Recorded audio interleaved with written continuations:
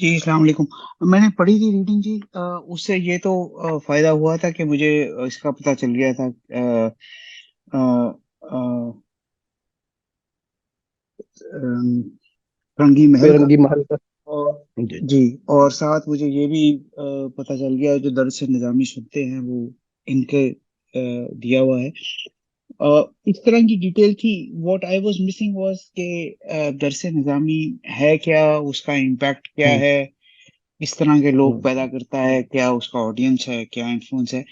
وہ ساری باتیں مسنگ تھی. وہ صرف ایک ہی پیراگراف تھا ہلکا سا جس پہ لکھا ہوا تھا کہ وہ فلسفی کی کتابیں زیادہ پڑھاتے تھے اور انڈین ہوں، اسکالرس پہ ان کا ایمفسس زیادہ تھا. اس کے ہوں. تو یہ پارٹ میں مس کر رہا تھا ریڈنگ میں. باقی ان کی مطلب جینیالوجی کہہ لیں آپ، وہ پتہ چل گئی. تو سب سے جو میرے لیے پرابلمٹک چیز ہے نا وہ یہ ہے کہ یہ سب ریئیکشنری سی کچھ چیزیں لگ رہی ہیں. اور مطلب یہ چیز شروع بھی ہوا کام یہ ان کانٹیکس کی جو چیزیں پڑھائی بھی جا رہی ہیں. اب تو خیر بالکل ہی ان کا ہر ایک نے اپنا ہی بنا لیا ہے. سلیبس سب کا اپنا ہی ہے اور جو کتابیں بھی پڑھا رہے ہیں وہ بھی بالکل فرق ہیں. جو ان سے میرے خیال جو ایتھوس اور فلسفی تھی اس سے تو بہت مطلب diverge from it. Not really essence ختم ہو گیا جو اس سے مجھے سمجھ آ رہی ہے نا جو ایسنس تھا. لیکن یہ ہے کہ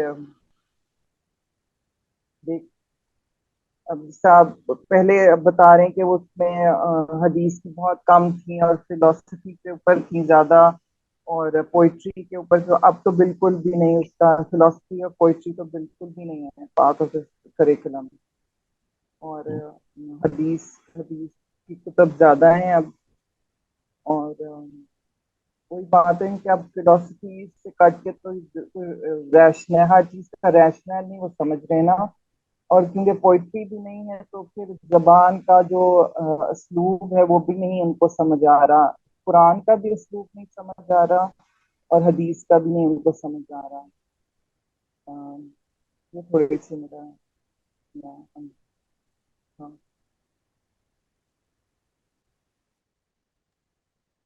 جی آپ کی آواز آتی تھی اور جاتی تھی، مگر ڈاکٹر صاحب کو میں بتا دوں کہ نورین اصل میں درس نظامی کر رہی ہیں، تو اس کی اچھا. ابھی انہوں نے اس کی کریٹیک پیش کی ہے کہ وہ ریاکشنری ہو گیا ہے اور فلسفہ اب اور شاعری اب غائب ہو گئی ہے.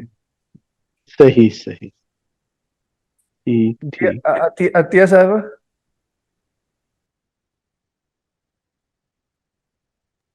جی جیسے وہ کہہ رہی تھی کہ ایک حساب ہوتا تھا اور وہ مطلب سلیکٹو تھا. اس میں میرے خیال میں یہ تھا کہ بہت جو بنیادی کتب تھی ان کو پڑھایا جاتا تھا ہر فیلڈ کی. اس میں یہ مجھے پوائنٹ اچھا لگ رہا تھا کہ اس میں صوفیزم فلسفہ اور مذہب ان تینوں چیزوں کو آپس میں لے کر چلنے کی کوشش کی جاتی تھی. الگ الگ نہیں دیکھا گیا اس ٹائم کے نظام تعلیم کا. اور اسی طرح اور کافی چیزیں تھی اس کے اندر. اس میں مطلب عقلی علوم کو بھی اہمیت دی گئی ہے، مطلب اس کو الگ سے نہیں رکھا گیا سائنسز اور اس طرح کی چیزوں کو. اور دوسرا جو تعلیم تھا وہ ایک اٹریکشن تھا ڈائریکٹ ان کا ایک عالم کے ساتھ، استاد کا اور شاگرد کا بھی ایک تھا اس میں تھا کچھ.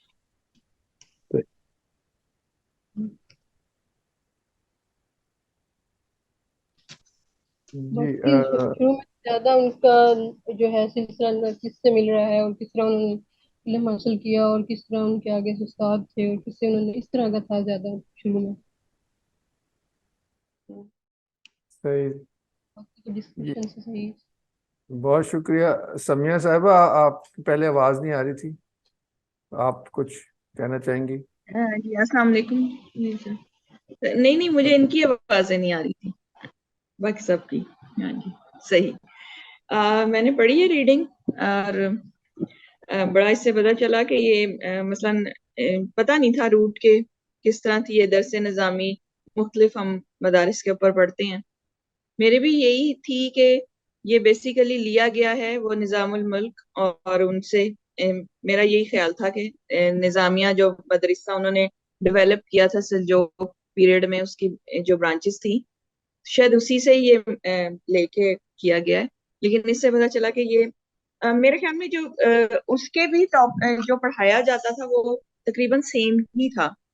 اور change in Islamic tradition and learning جیسے اس کا جو ٹاپک ہے مجھے ایسا لگتا ہے کہ اب چینج ہو گیا ہے. پہلے تو یہ ساری چیزیں ہوتی تھی جیسے پوری میں نے پڑھی ہے اس کے اوپر کہ کیا کیا ہوتا تھا درس میں. تو اس میں بھی میں ذرا ڈیٹیل پڑھی ایک اور ریڈنگ تو پتا چلا کہ اس میں لاجک پڑھائی جاتی تھی, میتھس پڑھایا جاتا تھا, اس میں ایتھکس, فلسفی, تھیولوجی سارا کچھ پڑھایا جاتا تھا. پھر یہ کہ میوزک بھی ایک پارٹ تھا اس کی جو سلیبس کا, یہ تو اس میں بھی مینشن کیا گیا ہے. تو یعنی یہ بالکل اسی طرح کا سیٹ اپ تھا جیسے کہ اس سے پہلے دوسرے جو اسلامک جسے ہم گولڈن پیریڈ کہتے ہیں ادھر مدارس میں یہ ساری چیزیں ہوتی تھی. تو انہوں نے اسی کو جو ہے انٹروڈیوس کرایا اور ان کا بڑا کنٹریبیوشن تھا جیسے کہ ریڈنگ بتا رہی ہے کہ پوری. اور ہم نے بھی دیکھا کہ ایون اینڈ میں انہوں نے بھی کہا کہ پشاور سے لے کر جو ہے کلکتہ اور پورے ایریا تک ان کی برانچز جو ہے پھیل گئی. اور ایک وقت میں یعنی 600 اسٹوڈنٹس بھی تھے 1791 میں جیسے کہ انہوں نے بتایا. پھر اس کا جو اس کا وہی بھی کانسیپٹ کہ کس طرح انہوں نے 2600 بیگاز جو ہیں اس کے نام کروائے تھے ان کے جو درس کے لیے جو پہلے بادشاہوں نے, اور پھر بعد میں ان کو شفٹ کروایا تھا جب ایک کوئی انسیڈنٹ ہوا کہ کیسے اسٹیٹ بھی جو تھی وہ کرتی تھی اسکالرس کی جو ہیلپ اس کو اپنی اسٹیٹ اپنی جیسے اس کی پوری جو اسلامک جو نالج تھی اور لرننگ تھی اس کے لیے سپورٹیو ہوتی تھی. تو یہ میرا تھا. پھر یہ سب سے امپورٹنٹ پوائنٹ کہ یہ ملا صدرہ کو بھی پڑھا رہے تھے اور بہت عرصے تک یہ شیعہ سنی جو کانفلکٹ تھے اس سے بالکل جو ہے یہ الگ رہے. ایون کہ بریلوی اور جتنے بھی فرقے تھے ان سب کو جو ہے نا یہ اکٹھا لے کے جو ہے وہ چل رہے تھے. تو اس وجہ سے بھی میرے خیال میں اس کو فروغ زیادہ ملا جو ساؤتھ ایشیا میں. تو یہی میری آبزرویشن تھی اس کے بارے میں اور یہی میں نے جو ہے اس کا پڑھا. سب سے زیادہ مجھے یہ ہوا کہ اب یہ ساری چیزیں واقعی میں غائب ہو گئی ہیں. اب ہمارے مدارس میں یہ نہیں ہے, نہ ایتھکس پڑھائے جاتے ہیں نہ لاجک پڑھائی جاتی ہے. اسے بالکل صرف اس میں یہ تو تھا کہ جیسے انہوں نے مینشن کیا کہ قرآن کی تجوید, حدیث سارا کچھ پڑھایا جا رہا تھا, لیکن اس کے ساتھ یہ ساری چیزیں پڑھائی جاتی ہیں میرے خیال میں جو اب نہیں ہے جو ہم دیکھتے ہیں مختلف مدارس میں. تو یہی تھا. تو اس لیے میں کہہ رہی ہوں نا کہ change in Islamic tradition and learning مجھے لگتا ہے اب ہو گئی ہے, پہلے نہیں تھی. مثلا پہلے تو وہی چیز چلی آ رہی تھی اور جو سارا جو ہوتے تھے ایک جو سائنٹسٹ ہوتا تھا وہ قرآن کا بھی اتنا ہی عالم ہوتا تھا, حدیث کا بھی اتنا ہی عالم ہوتا تھا, اس کو لاجک بھی آتی تھی, اس کو اسٹرونومی بھی آتی تھی. وہ مل کے پھر ایک وہ جو ہے اسکالر بنتا تھا. بس یہی میری آبزرویشن تھی. ویسے تو ڈاکٹر امجد صاحب اس میں ظاہر ہے کلیئرٹی اور دیں گے, مگر مجھے جو واجبی سا پتہ ہے میں سوچا وہ ایڈ کر دوں کہ یہ چیزیں ہمارے وقت تک بالکل قائم اور دائم تھیں اور ابھی بھی کچھ مدارس میں ہیں ایسا. یہ ہم کیونکہ ہم لوگوں کو تو پتہ ہی نہیں ہے یہ انگلش اردو کا جو انگلش میڈیم اردو میڈیم کا ڈیوائڈ ہے. تو جو بڑی عمر کے علماء ہیں جو 1930s میں پیدا ہوئے ہیں اور یہ 50s 60s تک تو اسٹرانومی, میتھمیٹکس, یوکلڈ یہ سب پڑھایا جا رہا تھا. اور لاجک تو ابھی بھی پڑھائی جاتی ہے, لازمی ہے ورنہ آپ فکر کر ہی نہیں سکتے. تو ایسا بھی نہیں ہے کیونکہ ابھی بھی اس کو درس نظامی اسی لیے کہتے ہیں کہ پرنسپل یہ وہی درس ہے, چیزیں ظاہر گھٹتی گئیں کیونکہ سوسائٹی نے سپورٹ نہیں کیا, اتنے زبردست ایک سسٹم تھا ایک. تو پھر ظاہر ہے وہ پھر دینی علوم پہ زیادہ فوکس کرتے گئے, جو زیادہ ضروری چیز ہے ظاہر ہے پھر وہی پڑھائیں گے. تو یہ تھوڑا سا ایک مس کنسیپشن ہے کہ یہ چیزیں ہمارے دور میں ختم ہو گئی, مگر ایسا بہت ریسنٹلی ہوئی ہیں. مطلب ہے کہ ابھی بھی جو بڑی عمر کے علماء ہیں وہ وزٹ میں جی بتا رہے تھے مسجد وزیر خان کا جو وزٹ کیا تھا کہ ادھر بھی جو پڑھائی جاتی تھی وہ ساری چیزیں مثلا وہ لے گئے جب کلونیل دور آیا تو وہ لے گئے اور ان کے اوپر بھی ریسرچ ہو رہی ہے کہ کیا کیا یہاں پڑھایا جاتا تھا. یعنی اب ہمارے سے کھو گئی وہ چیزیں کہ اس میں کتنی ڈیٹیلز تھیں. وہی کہہ رہا ہوں نا کہ اتنی بھی نہیں کھوئیں, یہ 50 60 تک زندہ تھیں. اور وہ تو آپ 400 سال پہلے کی بات کر رہی ہیں نا وزیر خان مسجد. میں تو کہہ رہا ہوں اس صدی تک، پچھلی صدی تک، 20th سینچری میں. خیر یہ بھی ڈاکٹر صاحب اس پہ مزید بات کریں گے. تو اور کوئی رہ تو نہیں گیا؟ فاروق صاحب رہ گئے. جی السلام علیکم. اچھا ٹیکسٹ ہے. باتیں جو میرے ذہن میں تھیں ان میں سے کافی ساری لوگوں نے کر دی ہیں.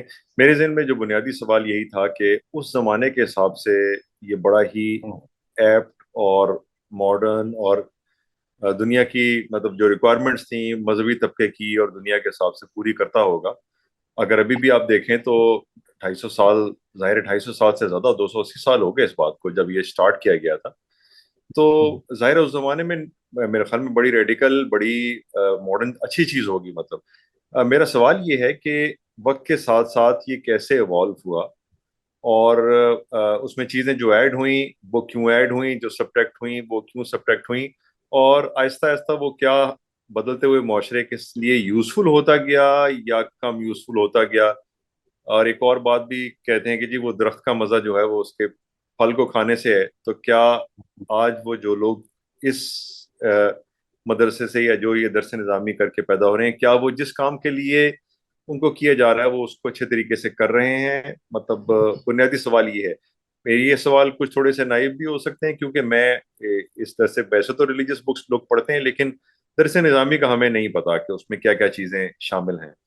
تو اس وجہ سے جاننا ہی چاہتے ہیں کہ کیا وہ کیسے ایوالو ہوا اور آج اس کو. اور ایک اور بات ہے کہ اگر آج آئیڈیلی اسپیکنگ وہ اس کو اگر وہ ہوتے اور آج کے دور میں کرتے تو آج اس میں کیا کیا چیزیں ہوتی. کیونکہ سنتے ہیں کہ مجتہد کے لیے پتہ نہیں 17 علم 18 علم یا اس سے بھی زیادہ علم چاہیے. دنیا کے علوم اس میں بہت زیادہ شامل ہے. جو بندہ دنیا کو نہیں سمجھتا وہ فتویٰ نہیں دے سکتا. اور لگتا یہ ہے کہ جو صرف آج دین کی تعلیم دے رہا ہے وہ دنیا سے بالکل کٹا ہوا ہے.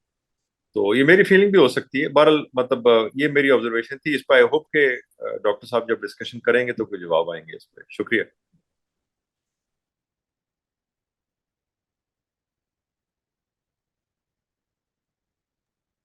جی اور بھی ہے جی کوئی؟ ابھی رمیشا نے جوائن کیا ہے. رمیشا اگر آپ نے پڑھا ہے تو بتائیں کچھ، آپ کو کیا کچھ اس میں کہنا ہے؟ نہیں ابھی تو کچھ نہیں کہوں گی ابھی. جی ڈاکٹر صاحب. جی سب ہو گئے ہیں جی تقریباً. ہاں جی سب نے بات کر لی. اچھا تو اچھا ہے. اس سے یہ اب تک والی گفتگو میں 2 کوسچنز تو سامنے آ گئے جو آپ لوگوں کے ذہن میں ہیں.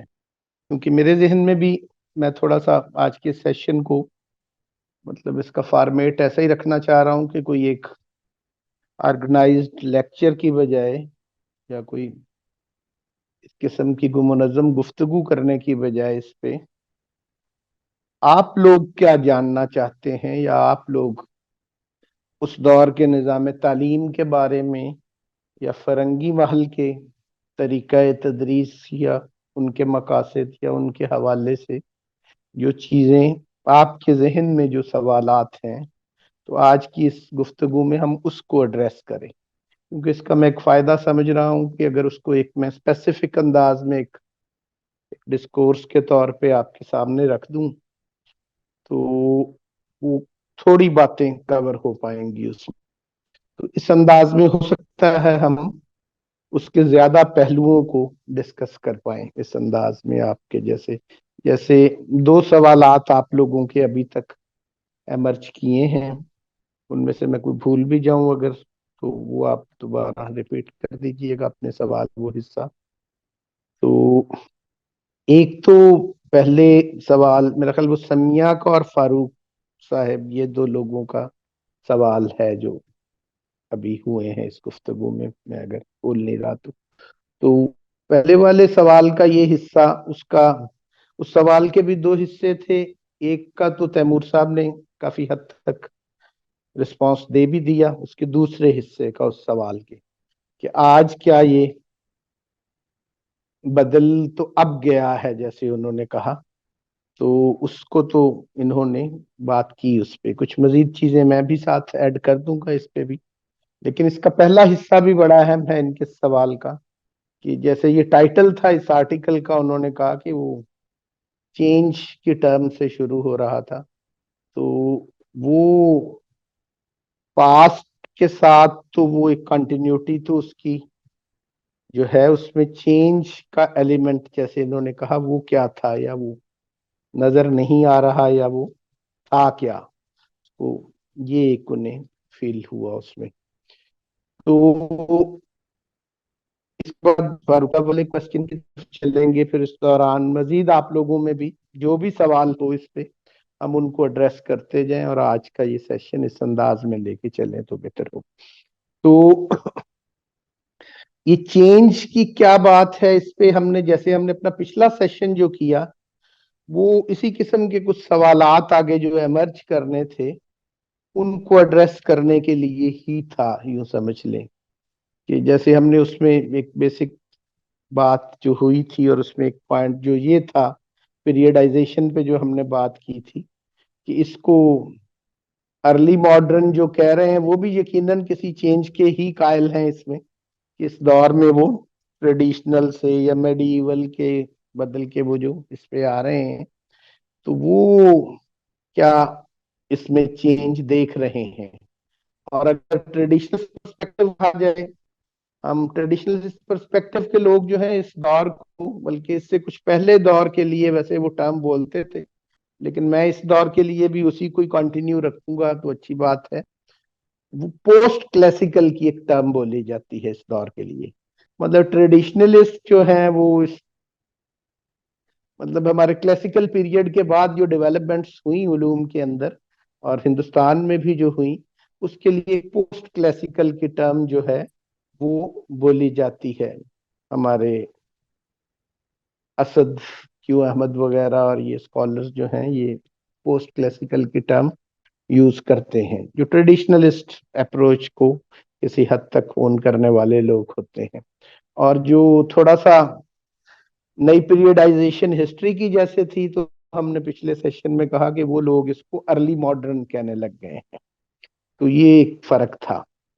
तो बहरहाल दोनों ही का वो अर्ली मॉडर्निज्म के कायल हों इस हवाले से, तो हमने पिछले सेशन में ये बात कही थी कि वो इसको अर्ली मॉडर्न कह के भी पूरी तरह मॉडर्न नहीं कह रहे, मतलब वो मॉडर्निटी का अर्ली फेज कह रहे हैं कुछ उनमें से, कुछ इवन उसको नॉन मॉडर्न ही समझ रहे हैं, अर्ली मॉडर्न कह के भी मॉडर्न नहीं। लेकिन बहरहाल उन सब की नजर में ये मुगल पीरियड जो था एक चेंज थी इसमें कुछ तमाम डिसिप्लिन में ही।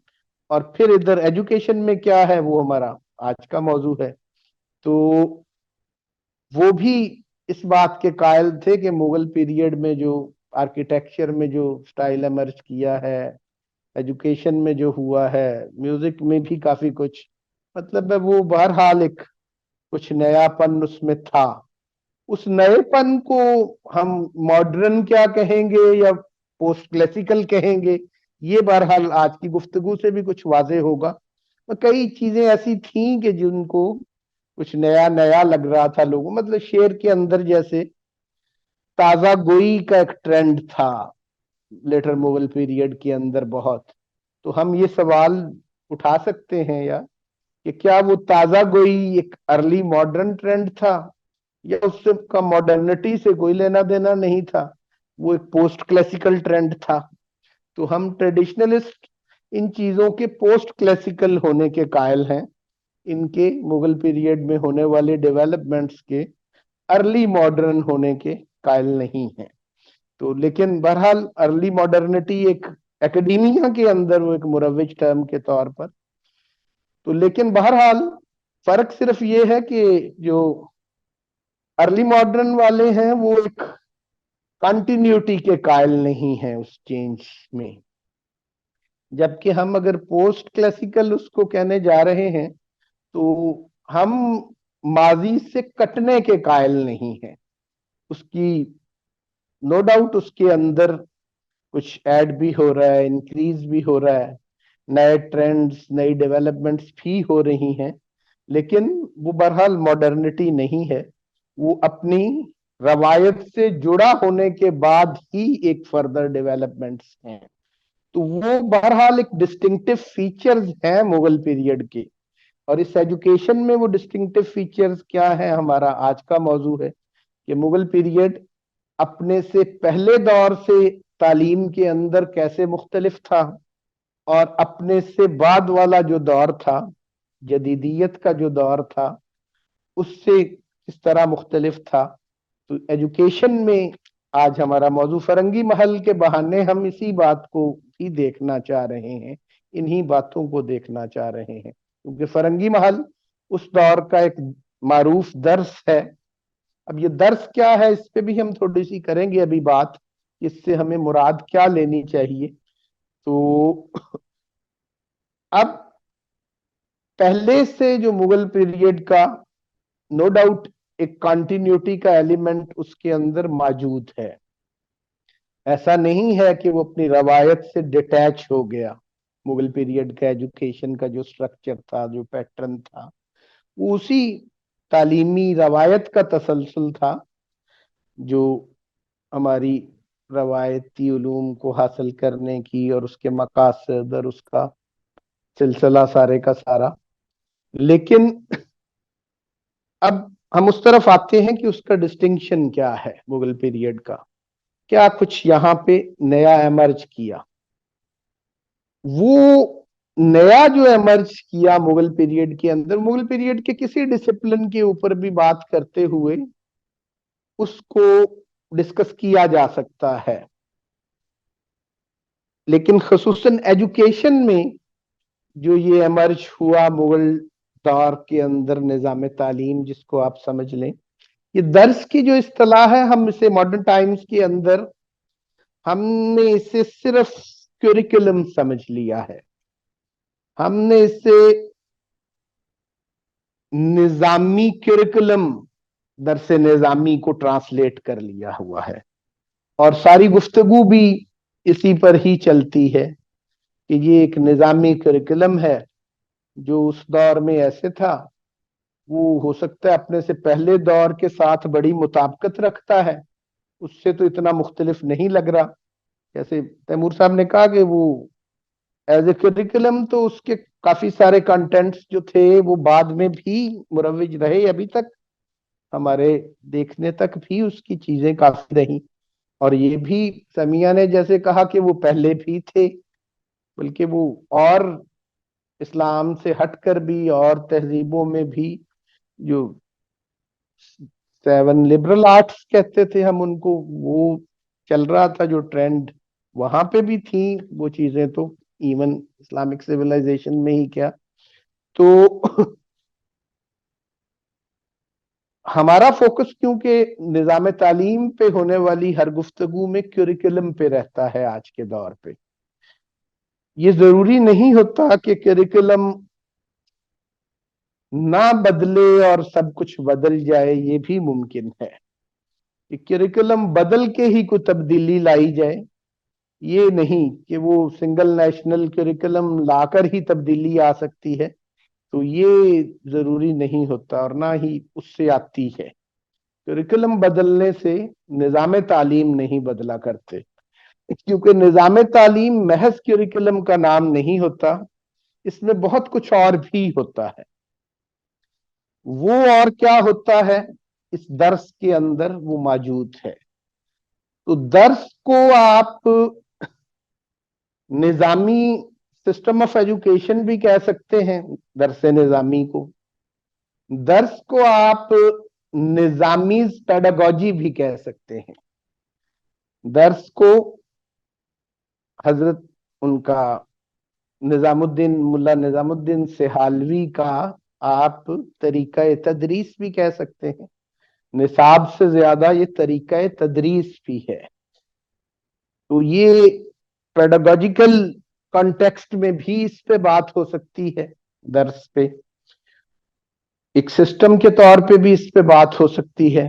بلکہ بہت انٹرسٹنگ چیز جو اس میں یہ درس نظامی کے اندر جو مدرسہ کا بذات خود کانسیپٹ ہے وہ بھی بڑا انٹرسٹنگ ہے، کہ مدرسہ سے بھی وہاں پر مراد، اس میں بھی شاید اس ڈاکیومنٹ میں بھی کوئی اس طرف اشارہ آپ کو ملا ہو کہ مدرسہ سے بھی وہاں پر مراد کوئی سپیس نہیں ہے.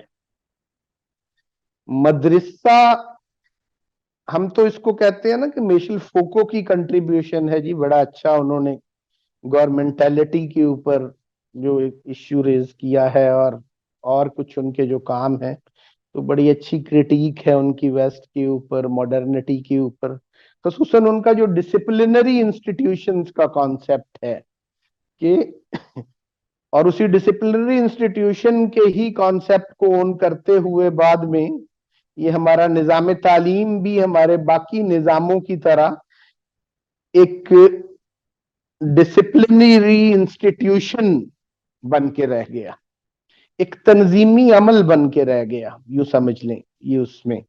اور وہ ڈسپلنری انسٹیٹیوشن سارے کے سارے, جیسے کہ میشل فوکو کے ہاں بھی پریزن کے ماڈل کے اوپر جیل ہو, ہسپتال ہو, اسکول کالج ہو, یہ سب ڈسپلنری انسٹیٹیوشن کے ماڈل پہ ہی ان کی ڈیولپمنٹ ہے. لیکن اب میں آپ کو یہ دکھانے لگا ہوں کہ ان سے پہلے بھی یہ کرٹیک جو ہے ماڈرنٹی کے ڈسپلنری انسٹیٹیوشنز پہ, وہ ہمارے مدارس کی ٹرم کے حوالے سے شبلی کا اس پہ غالباً اس کے اندر بھی شبلی نعمانی کا حوالہ دے کے کوئی کمنٹ اس تحریر میں بھی ہوا ہو, تو شبلی نعمانی کا ایک پیراگراف میں کوشش کروں گا کچھ شیئر بھی ہو سکے کہیں تو میں بھیجوں گا آپ کو کسی تحریر سے, ان کا مقالات میں بھی شبلی کی بات ہے. تو وہ بھی جب 19ویں 20ویں صدی کے آغاز میں ہی بات کر رہے ہیں, میشل فوکو سے بہت پہلے ہی, اور اس سے پہلے بھی یہ انڈرسٹینڈنگ ہماری پچھلی صدیوں میں موجود تھی. تو شبلی نعمانی نے پچھلی صدی کے آغاز میں اس کو بڑی شدت کے ساتھ لکھ دیا, کہہ دیا. تو وہ یہی کہہ رہے ہیں کہ مدرسہ جو تھا نا, فرنگی محل کے اوپر کومنٹ کرتے ہوئے یہ بات کہہ دی کہ مدرسہ جو تھا یا نظام تعلیم فرنگی محل کے اندر جو تھا اس میں, اور اس ہمارے روایتی نظام تعلیم کے اندر, وہ ایک سپیس نہیں ہے. وہ مدرسہ آپ یوں سمجھ لیں کہ ایک اسکالر ٹیچر جو ہے, ایک استاد جو ہے, تو وہ ایک چلتا پھرتا ایک موبائل مدرسہ ہے سمجھ لیں. تو وہ فرنگی محل میں اس کی بہت بڑی ایک مثال موجود ہے, کیونکہ اس کو واضح کرنے کے لیے, جس سے وہ سمجھ آ جاتا ہے کہ وہ موبائل ٹیچرز کی روایت کیا تھی ہمارے ہاں.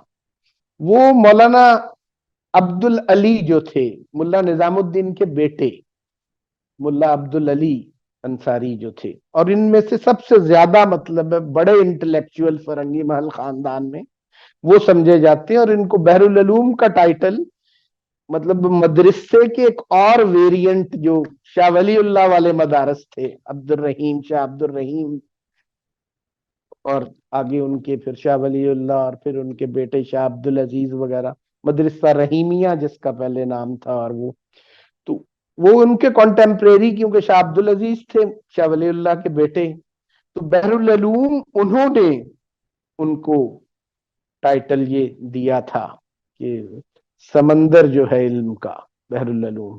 اور وہ بھی بڑا انٹرسٹنگ واقعہ ہے کہ کیوں دیا تھا. تو وہ کسی نے تذکرہ بحر العلوم کا کیا, تو شاہ عبد العزیز نے ڈسکشن میں کوئی بہت زیادہ ان کے علم سے اس طرح متعارف نہیں تھے, تو انہوں نے کہا جی وہ فرنگی محل والے تو, یا ملا عبد العلی جو ہے, مطلب ادھر کیونکہ ایمفیسس ذرا ریشنل سائنسز پہ, جیسے ہم کہہ رہے ہیں کہ یہ ایک چیز ڈسٹنکٹیو فیچر تھا ان کا, اور ادھر جیسے اب ہم اس کی ایک بائنری بھی کریٹ کرتے ہیں کہ وہ عقلی کی بجائے نقلی علوم پہ تھا شاہ ولی اللہ والے درس کے اندر. تو اب انہوں نے کہا جی کہ وہ تو بالکل جی وہ عقلی علوم میں کام اچھا ہے ان کا, تو اس قسم کا کومنٹ کیا کہ وہ تو بحر العلوم نے کہتے ہیں کہ اس پہ ارکان اربع کے نام سے غالباً ایک کتاب, ایک رسالہ قلم بند کیا, اور وہ مطالعے کے لیے شاہ عبد العزیز کو بھی بھیج دیا. وہ خالصتاً نقلی علوم کی ٹریڈیشن میں کیا ہوا ایک کام تھا. تو بے ساختہ پھر وہ شاہ عبد العزیز بولے کہ وہ بحر العلوم ہے. اور پھر ان کو جواب میں جو خط لکھا اس کے اندر بھی انہیں بحر العلوم لکھا. تو یہ تذکرہ بھی آ گیا اس روایت کو سمجھنے میں مدد کے لیے بھی اس کا. اور دوسرا اس حوالے سے بھی کہ تھوڑا سا اندازہ ہو جائے کہ یہ درس نظامی واحد درس نہیں تھا مغل پیریڈ کا، تو اور بھی بے شمار دروس موجود تھے اس طرح کے درس نظامی کی طرح، جیسے میں نے شاہ ولی اللہ والا درس کہا. اسی طرح خیر آبادی جو ہماری ٹریڈیشن ہے وہ درس نظامی ہی کا ایک ویریئنٹ ہے، وہ مطلب ایک علیحدہ سے درس شاہ ولی اللہ والے کی طرح نہیں. تو مطلب اس طرح بھی معاملہ ہے. تو اسی طرح جونپوری جو محمود جونپوری صاحب کا مدرسہ تھا، ان کی کتابیں درس نظامی میں بھی پڑھائی جاتی تھی، لیکن شمس بازگاہ جیسی ان کی درس نظامی کے نصاب کا حصہ تھی. لیکن خود سے وہ جونپور اسکول جو تھا، اس کے اوپر بھی پہلے گفتگو ہوتی رہی، آج بھی کوشش کروں گا فرصت ہوئی تو اس پہ بھی تھوڑی سی بات کر دیں گے. تو وہ جو ویریئنٹس تھے، خیر آبادی ویریئنٹ بڑا انٹرسٹنگ ہے. یہ ایک علیحدہ درس کی ترتیب تھی، تھوڑا سا اور مختلف تھا اس سے درس نظامی سے. تو یہ جو خیر آبادی ٹریڈیشن تھی ہمارے، یہ آج کل جو کیا نام ہے ان کا، اس خاندان کی بھی روایت ابھی چل رہی ہے اور وہ علمی روایت بھی آگے منتقل ہو رہی ہے. جاوید اختر ہیں جو انڈیا والے، کیا ان کے والد صاحب تھے، جانثار اختر کے بیٹے، اور جانثار اختر صاحب آگے جو مستر خیر آبادی کے بیٹے ہیں، وہ جاوید اختر پوتے ہیں مستر خیر آبادی عبداللہ خیر آبادی کے بیٹے، اور عبداللہ خیر آبادی جو تھے وہ فضل حق خیر آبادی کے بیٹے، اور فضل حق خیر آبادی جو ہے فضل امام خیر آبادی کے بیٹے، وہ کنٹمپریری تھے ادھر فرنگی محل کے اور اس روایت سے آگے. تو فضل امام خیر آبادی جو تھے، تو یہ ایک روایت ان کی بھی مدرسہ کی جو درس ان کا تھا وہ ایک درس نظامی سے ذرا تھوڑا سا ڈفرنٹ اس میں بھی، اگرچہ وہ بھی ریشنلزم کے. اور اس میں بڑی ایک انٹرسٹنگ چیز جو تھی کہ اس ترتیب کے اندر کہ جو آزردہ تھے، صدر الدین آزردہ 1857 کی جو جنگ آزادی کے وقت جنہوں نے جنگ آزادی کے حوالے سے اس کے حق میں ایک فتویٰ دیا، وہ حالانکہ انگریز کی وہ قاضی مقرر ہوئے تھے، لیکن اس کی فیور میں ایک فتویٰ آزردہ نے بھی دیا، فضل خیر آبادی نے بھی دیا اس کی سپورٹ میں جنگ آزادی کے. وہ غدر نہیں بلکہ یہ ایک فتویٰ اس کے حق میں سپورٹ میں دیا. تو وہ آزردہ جو تھے ان کا بڑا انٹرسٹنگ تھا. میں اس کلچر کو سمجھانے کے لیے اور اس درس کو سمجھانے کے لیے کہ وہ آزردہ ٹریڈیشنل علوم جو تھے، جو نقلی علوم تھے، وہ انہوں نے حضرت شاہ ولی اللہ والے درس میں حاصل کیے ہوئے تھے اس ٹریڈیشن میں شاہ عبدالعزیز سے، اور جو عقلی علوم تھے وہ خیر آبادی روایت میں فضل امام خیر آبادی وغیرہ سے ان سے سیکھے ہوئے تھے.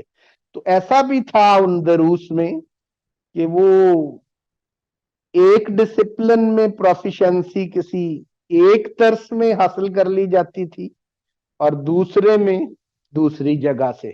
وہ ایک اسی طرح اس قسم کی مثالیں بھی موجود ہیں کہ فرنگی محل خاندان کے کچھ لوگ بھی وہ نقلی علوم سیکھنے کے لیے شاہ ولی اللہ کے درس کی ترتیب پہ بھی جاتے تھے.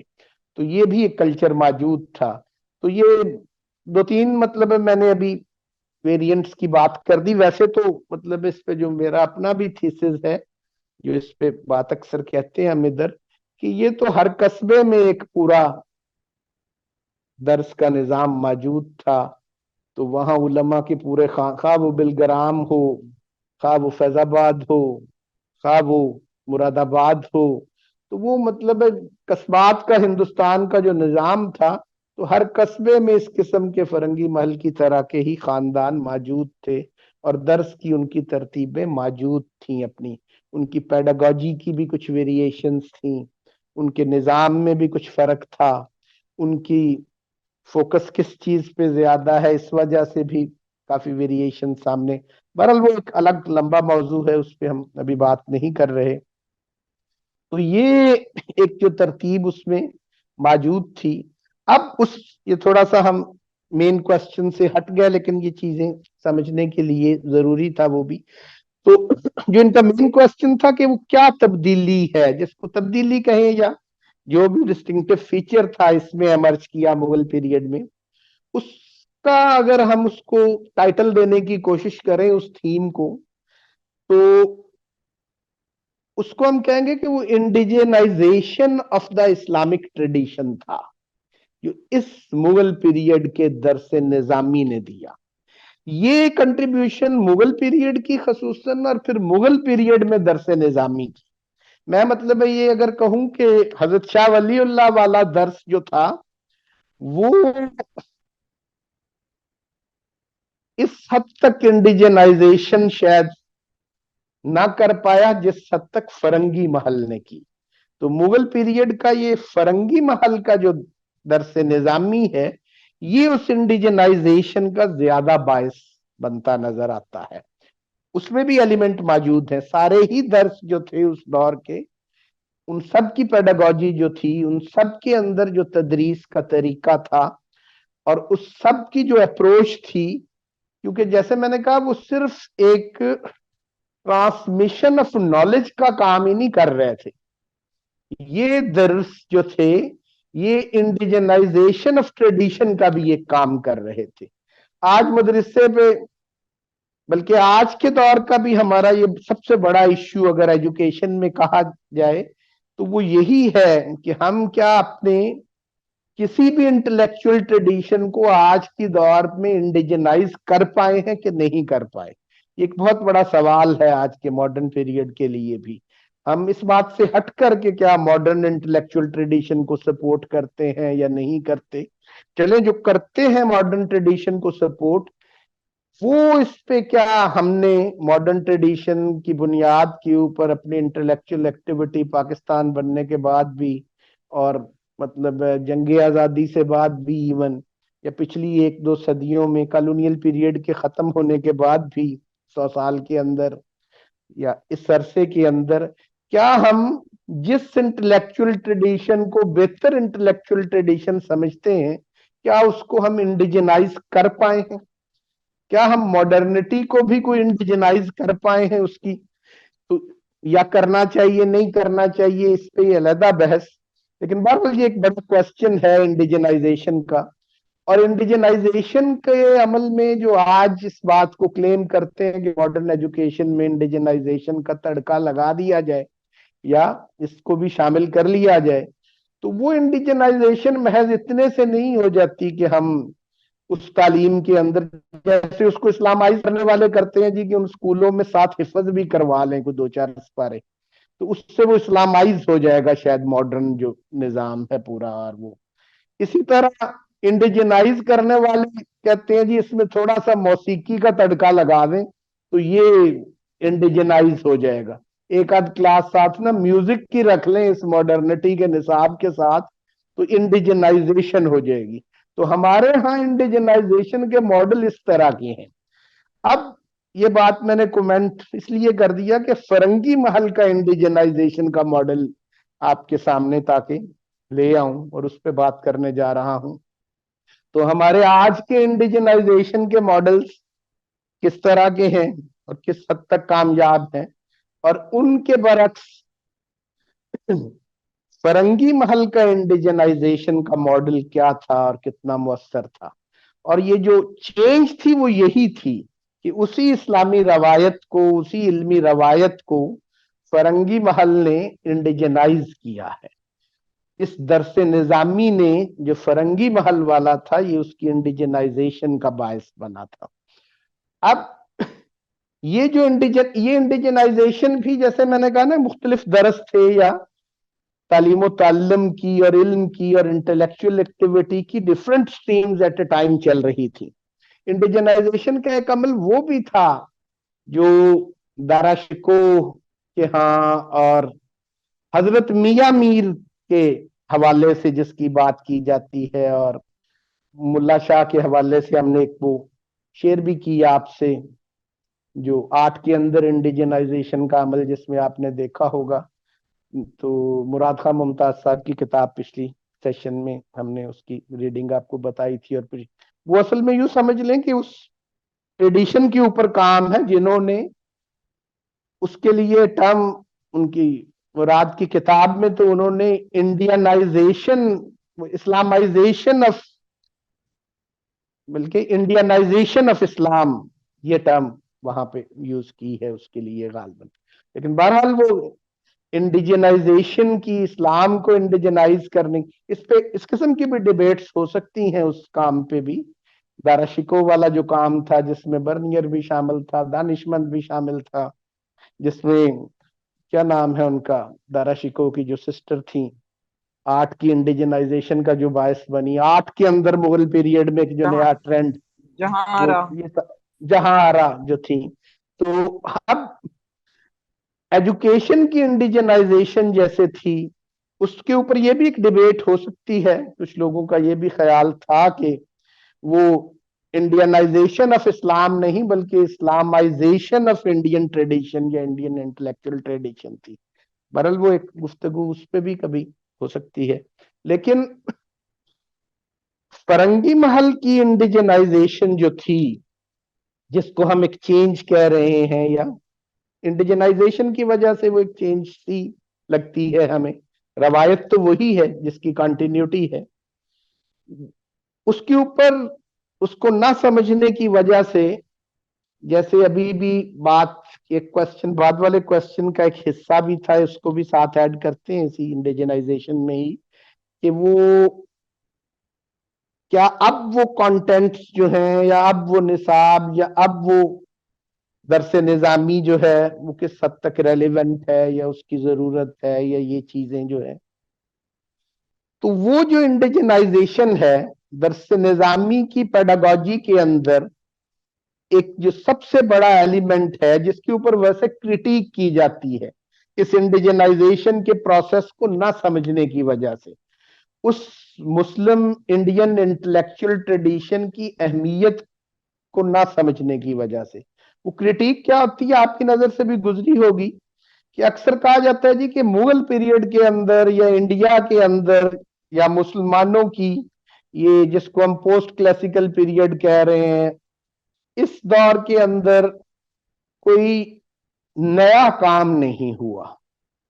इसको कहने के कई अंदाज होते हैं, कभी कह दिया जाता है नया काम नहीं हुआ, कभी कहते हैं जी क्रिएटिविटी नहीं है, कोई क्रिएटिव एक्टिविटी नहीं उस दौर के अंदर, इंटेलेक्चुअल एक्टिविटी के अंदर जन्म ले रही थी।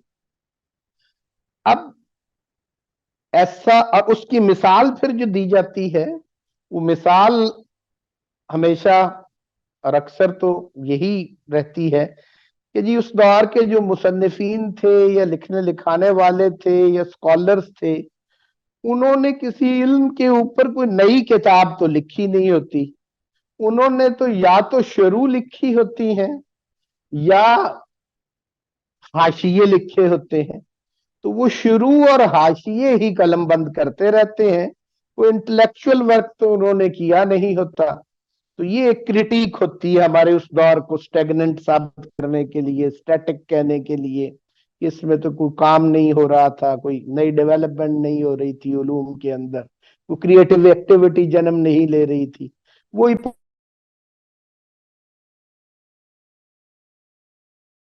है, कमेंट्रीज उन पे लिखी जा रही हैं और ग्लॉसेस कलम बंद किए जा रहे हैं, शुरू और हवाशी लिखे जा रहे हैं।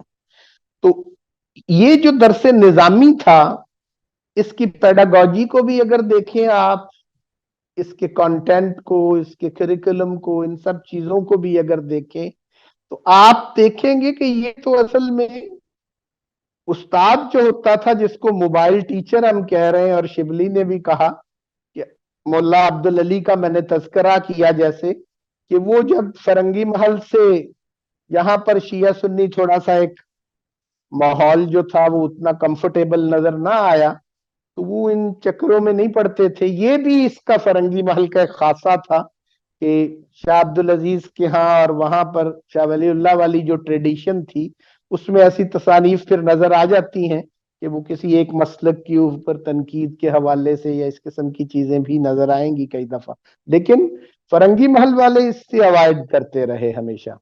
تو وہ یہاں پہ آگے مختلف ریاستوں میں اس آرٹیکل میں جیسے آپ نے دیکھا ملا عبدالعلی جو تھے وہ جس ریاست میں جاتے رہے وہ پیٹرنیج کا ایک نظام بھی اس سے سمجھنے میں کا موقع ملتا ہے اور موبائل ٹیچر کا کانسیپٹ بھی سمجھ میں آتا ہے کہ وہ ایک ڈسپلنری انسٹیٹیوشن نہیں بن پاتا تھا وہ، بلکہ وہ استاد ایک چلتا پھرتا مدرسہ تھا، ایک چلتا پھرتا کالج تھا کہ وہ جہاں بھی جاتے تھے یہاں سے نکلے تو 100 طالب علم ساتھ تھے، اور کورٹ میں جاتے ہیں تو وہاں پر بھی وہ بڑھ کے تعداد اور بڑھ جاتی ہے، مدراس میں آگے اس ایریا میں جاتے ہیں تو وہاں پر تعداد اور بڑھ جاتی ہے.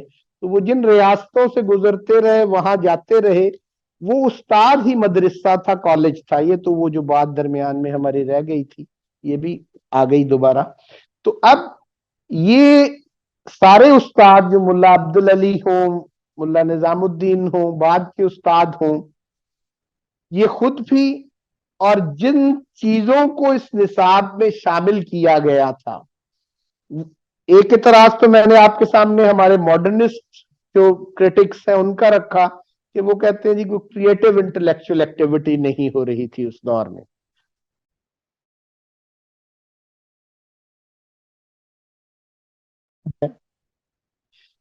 وہ اس دور میں اس حوالے سے بھی کنٹمپریریز کے ہاں بھی جیسی چیزیں دیکھنے میں آ رہی تھیں کہ اب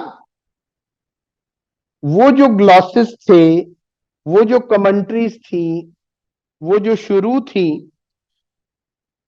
وہ پہلے سے جن لوگوں نے لکھی، حضرت شاہ ولی اللہ والا جو درس تھا اس کی بھی ایک کرٹیک اس انداز کی نظر آتی ہے کہ جی بیسک ٹیکسٹ جو ہے نا اس پہ فوکس کم ہے فرنگی محل کا، اور ان شروع پہ، کمنٹریز پہ، گلاسز پہ، اور ان علماء کا بھی زیادہ کام جو ہے اس نوعیت کا. کیونکہ یہ ایک ویریشن بھی آپ دیکھیں گے نا کہ حضرت شاہ ولی اللہ والا جو درس تھا ان کے جو لوگ تھے انہوں نے جو کام کیے، خود حضرت شاہ ولی اللہ نے قرآن کا فارسی میں ترجمہ کر دیا، ان کے بیٹوں نے آگے اردو میں ترجمہ کر دیا قرآن کا. مطلب ہے یہ والی چیزیں ہمیں وہاں پہ نظر آئیں گی ان کے بیٹوں میں کہ ترجمہ کیا ہے قرآن کا. تو مطلب ہے زیادہ بیسک ٹیکسٹ کے ٹرانسلیشنز پہ فوکس نظر آیا، قرآن پہ، حدیث پہ. لیکن فرنگی محل پہ یہ اعتراض ان کے ہاں بھی تھا کہ یہ کومنٹریز، گلاسز، تو یہ سارے کا سارا جو ہے کئی دفعہ یوں لگتا ہے ان کے پیڈاگوجی کو دیکھ کے، ان کے نصابوں کو دیکھ کے کہ بیسک ٹیکسٹ سے کمنٹری زیادہ اہم ہو گئی ہے، اور سپر کمنٹریز کی ایک روایت پیدا ہوئی کہ کچھ کمنٹریز سپر کمنٹریز قرار پا جاتی، کچھ شروع جو تھی، اور اصل ٹیکسٹ کی طرف لوٹنا بالکل پریکٹس میں ہی نہ ہوتا، اور وہ سارا سپر کمنٹری کے اوپر ہی تدریس کا عمل چل رہا ہے یا اس کے اوپر لکھے جانے والے کسی ایک حاشیے. آپ کے جو نصاب ہیں ان چیزوں کو دیکھیں گے، وہ اس طور میں جو چیزیں کریکلم کا بھی حصہ بنی وہ اصل میں اس میں کافی سارا پورشن کنٹمپریری آتھرز کا بھی ہے. کہ جیسے ملا محمود جون پوری کی شمس بازگاہ جو ہے، ملا نظام الدین کے آلموسٹ کنٹمپریری تھے، کچھ پہلے تھے، تو ان کی جو شمس بازگاہ ایک بہت اہم حصہ تھا درس نظامی کا. تو وہ ایک کنٹمپریری ٹیکسٹ تھی جو بہت اہم تھی، اور اس کو ہی پڑھا جاتا تھا ان کے ہاں بھی، اپنے درس کے نظام کے اندر بھی اور اس پیڈاگوجی کے حصے. اور وہ کمنٹری جو تھی اسی طرح سلم کی جو سلم العلوم جو تھی، کیا ان کا نام تھا، محب اللہ بہاری کی جو سلم العلوم، تو وہ جو کمنٹریز تھیں اس کے اوپر بھی بے شمار کمنٹریز ہندوستان کی اس روایت میں لکھی گئی. تو آپ یہ کہہ سکتے ہیں کہ یہ ان کی پیڈاگوجی میں، ان کے طریقہ تدریس میں اور ان کے نصاب تعلیم کے اندر ان کمنٹریز اور گلاسز کو تصنیف کرنا، ان کو قلم بند کرنا، یہ تمام استاد یہ بھی کرتے تھے، اور وہاں پہ پڑھائی بھی یہ شروع اور یہ حواشی جاتے تھے ये शुरू लिखना और शुरू पढ़ाना, शुरू और हवाशी लिखने की इंटेलेक्चुअल ट्रेडिशन जो मुगल इंडिया में बहुत ज्यादा प्रैक्टिस में थी, और इसको पढ़ाने की और इसकी बुनियाद पे अपनी पूरी पेडागॉजी जो है मुरतब करने की, ये तरीका तदरीस को डेवलप करने की, ये शुरू और ये हवाशी असल में इस्लामिक नॉलेज की इंडिजनाइजेशन थी। इसके जरिए उसको लोकल कॉन्टेक्स्ट के अंदर लेके आया जाता था उन उलूम को। ये सिर्फ उनकी सादा से तर्जमे या सादा सी, जैसे आज हम किसी चीज की वजाहत या शरह कर देते हैं, ये उस तरह का लिटरेचर नहीं था। ये पूरा एक प्रोसेस ऑफ इंटेलेक्चुअल इंडिजनाइजेशन था कि जो ये शुरू और हवाशी लिखने के हवाले से हिंदुस्तान के अंदर मुगल पीरियड के अंदर और उससे कुछ पहले बहुत शिद्दत से जन्म लिया, और फिर फरंगी महल ने उसको अपनी पेडागॉजी का हिस्सा बनाकर और अपने निसाब का हिस्सा बनाकर इस इंडिजनाइजेशन के अमल को जो है एक तकवीयत भी दी और उसको रिवाज भी दिया। उनका पर्पस ये था इस इंडिजनाइजेशन की, इन तसानीफ का शुरू और हवाशी होना, ना कि एक क्रिएटिव जिसको हम मॉडर्न टाइम्स के अंदर कह रहे हैं, जिसको हम कहते हैं कि एक ओरिजिनल वर्क के तौर पे हम कहते हैं जी ओरिजिनल वर्क्स नहीं थे, ये शुरू थी, ये हवाशी थे। तो ये शुरू और हवाशी असल में इस्लामी रवायत, और उसका एक बहुत बड़ा सबब फिर क्या बना, उस पूरे से एक ओवरऑल पिक्चर क्या डेवलप हुई इस इंडिजनाइजेशन से, कि कुछ हमारे मुस्लिम ममालिक के अंदर जो एक नक्शा बना इस्लामी तहजीब का, एक अरब तहजीब ने एक पूरा अपना एक स्ट्रक्चर पैदा किया। अरब वर्ल्ड के अंदर भी, आगे फिर स्पेन में भी, अफ्रीका में भी, इधर फार ईस्ट में भी। तो ये अरब एक वर्जन जो था हमारी इस्लामी तहजीब का, ये एक पैदा हुआ। तो हिंदुस्तान की कंट्रीब्यूशन ये है कि इसने इस्लामी तहजीब के एक फारसी वर्जन को पैदा करने में मदद दी, कि जो अरबी से फारसी के अंदर भी फिर चीजें जो हैं, हिंदुस्तान का मुगल पीरियड का जो कल्चर था वो असल में इस्लामी तहजीब के उस फारसी स्ट्रीम का, उस पर्शियन स्ट्रीम का, आप यूं कह सकते हैं कि वो इस अंदाज में यहाँ पे इस इंडिजनाइजेशन की वजह से डेवलप हुआ कि वो ईरान के अपने फारसी कल्चर से भी डिस्टिंक्ट है। उसके ऊपर भी किसी वक्त एक सेशन की जरूरत है कि ईरान के अंदर जो फारसी कल्चर डेवलप हुआ अरबी कल्चर से हटकर, और हिंदुस्तान के अंदर जो फारसी इंटेलेक्चुअल एक्टिविटी जन्म ली मुगल पीरियड के अंदर, तो ये वाली चीजें भी, ये उस कल्चर का एक खासा था जो दरसे निजामी था। उस कल्चर के अंदर इंडिजनाइजेशन का जो एक अमल था, वो उस ब्रॉडर कल्चरल पर्सपेक्टिव के अंदर होने वाली एक एक्टिविटी थी। और ये ग्लॉसेस और कमेंट्रीज की सूरत में ये उस एडाप्टेबिलिटी और इस एडजस्टमेंट का काम कर रही थी। तो इन ग्लासेस को और इन शुरू को इनके अपने कॉन्टेक्स्ट में देखने की भी जरूरत है। इसको एक नॉन क्रिएटिव, स्टैटिक और स्टैग्नेंट के लेबलिंग करके ही सिर्फ नहीं देखना चाहिए, बल्कि ये इंडिजनाइजेशन के एक प्रोसेस को पैदा करने वाली तहरीरें थी। और ये एक बहुत बड़ी खिदमत थी, एक बहुत बड़ी कंट्रीब्यूशन थी, जो आज के दौर में हम मॉडर्निटी को इंडिजनाइज करने की कोशिशें करने वाले महज तड़के लगाकर जिसका काम करने की कोशिश कर रहे हैं, तो उन्होंने यहाँ पर कोई इंटेलेक्चुअल एक कंट्रीब्यूशन नहीं हो सकी इस किस्म की। तो उन्होंने एक बहुत बड़ा एक इंटेलेक्चुअल कल्चर पैदा किया, एक पेडागॉजी बाकायदा उसकी पूरी एक जन्म ली, और एक पूरी दर्स की जो रवायत जो थी वो एस्टेब्लिश हुई इस हवाले से। और ये एक डिस्टिंक्टिव फीचर था इस दौर का, इंडिजनाइजेशन ऑफ इस्लामिक ट्रेडिशन जो है इस दर्स निजामी के जरिए जो हुई, और उसका जो एक पर्शियन वेरिएंट था, उसका एक इंडियन वेरिएंट, उस पर्शियन वेरिएंट का जो है हिंदुस्तान में जन्म लिया। तो ये एक खास इंटेलेक्चुअल जो एक ट्रेडिशन यहाँ पर पैदा हुई। तो ये वाला क्वेश्चन किसी हद तक आंसर हो गया है। ये किसने पूछा था? समिया वैसे का था ये। डॉक्टर साहब, एक इससे रिलेटेड मुझे लग रहा है, आप बताएं ये सही बात है कि नहीं है, कि जो पंजाबी में भी एक काफी लिटरेचर सामने आया, मेरे जहन में 12 अनवा भी आ रहा है, जी जी और ज़ाहिर है वो पक्की रोटी तो खैर जरा सिंपल है, मगर है तो बात वही है, बिल्कुल मगर बिल्कुल 12 अनवा थोड़ा सा और हायर लेवल का है। इसी तरह एक मैन्युस्क्रिप्ट सामने आई थी, वो थी हुजूर के सामने, किसी अरब ने आके एक मद्दाही या नातिया टाइप का अरबी कलाम पेश जी किया हुजूर को। हुजूर को इतना बिल्कुल पसंद आया सल्लल्लाहु अलैहि वसल्लम, आज 12 रबीउल अव्वल भी है तो शायद इसलिए याद आ गया, कि हुजूर ने उसको दुआ दी कि जो बंदा इस कलाम को रखेगा और पढ़ेगा उस पर मतलब बरकत होगी।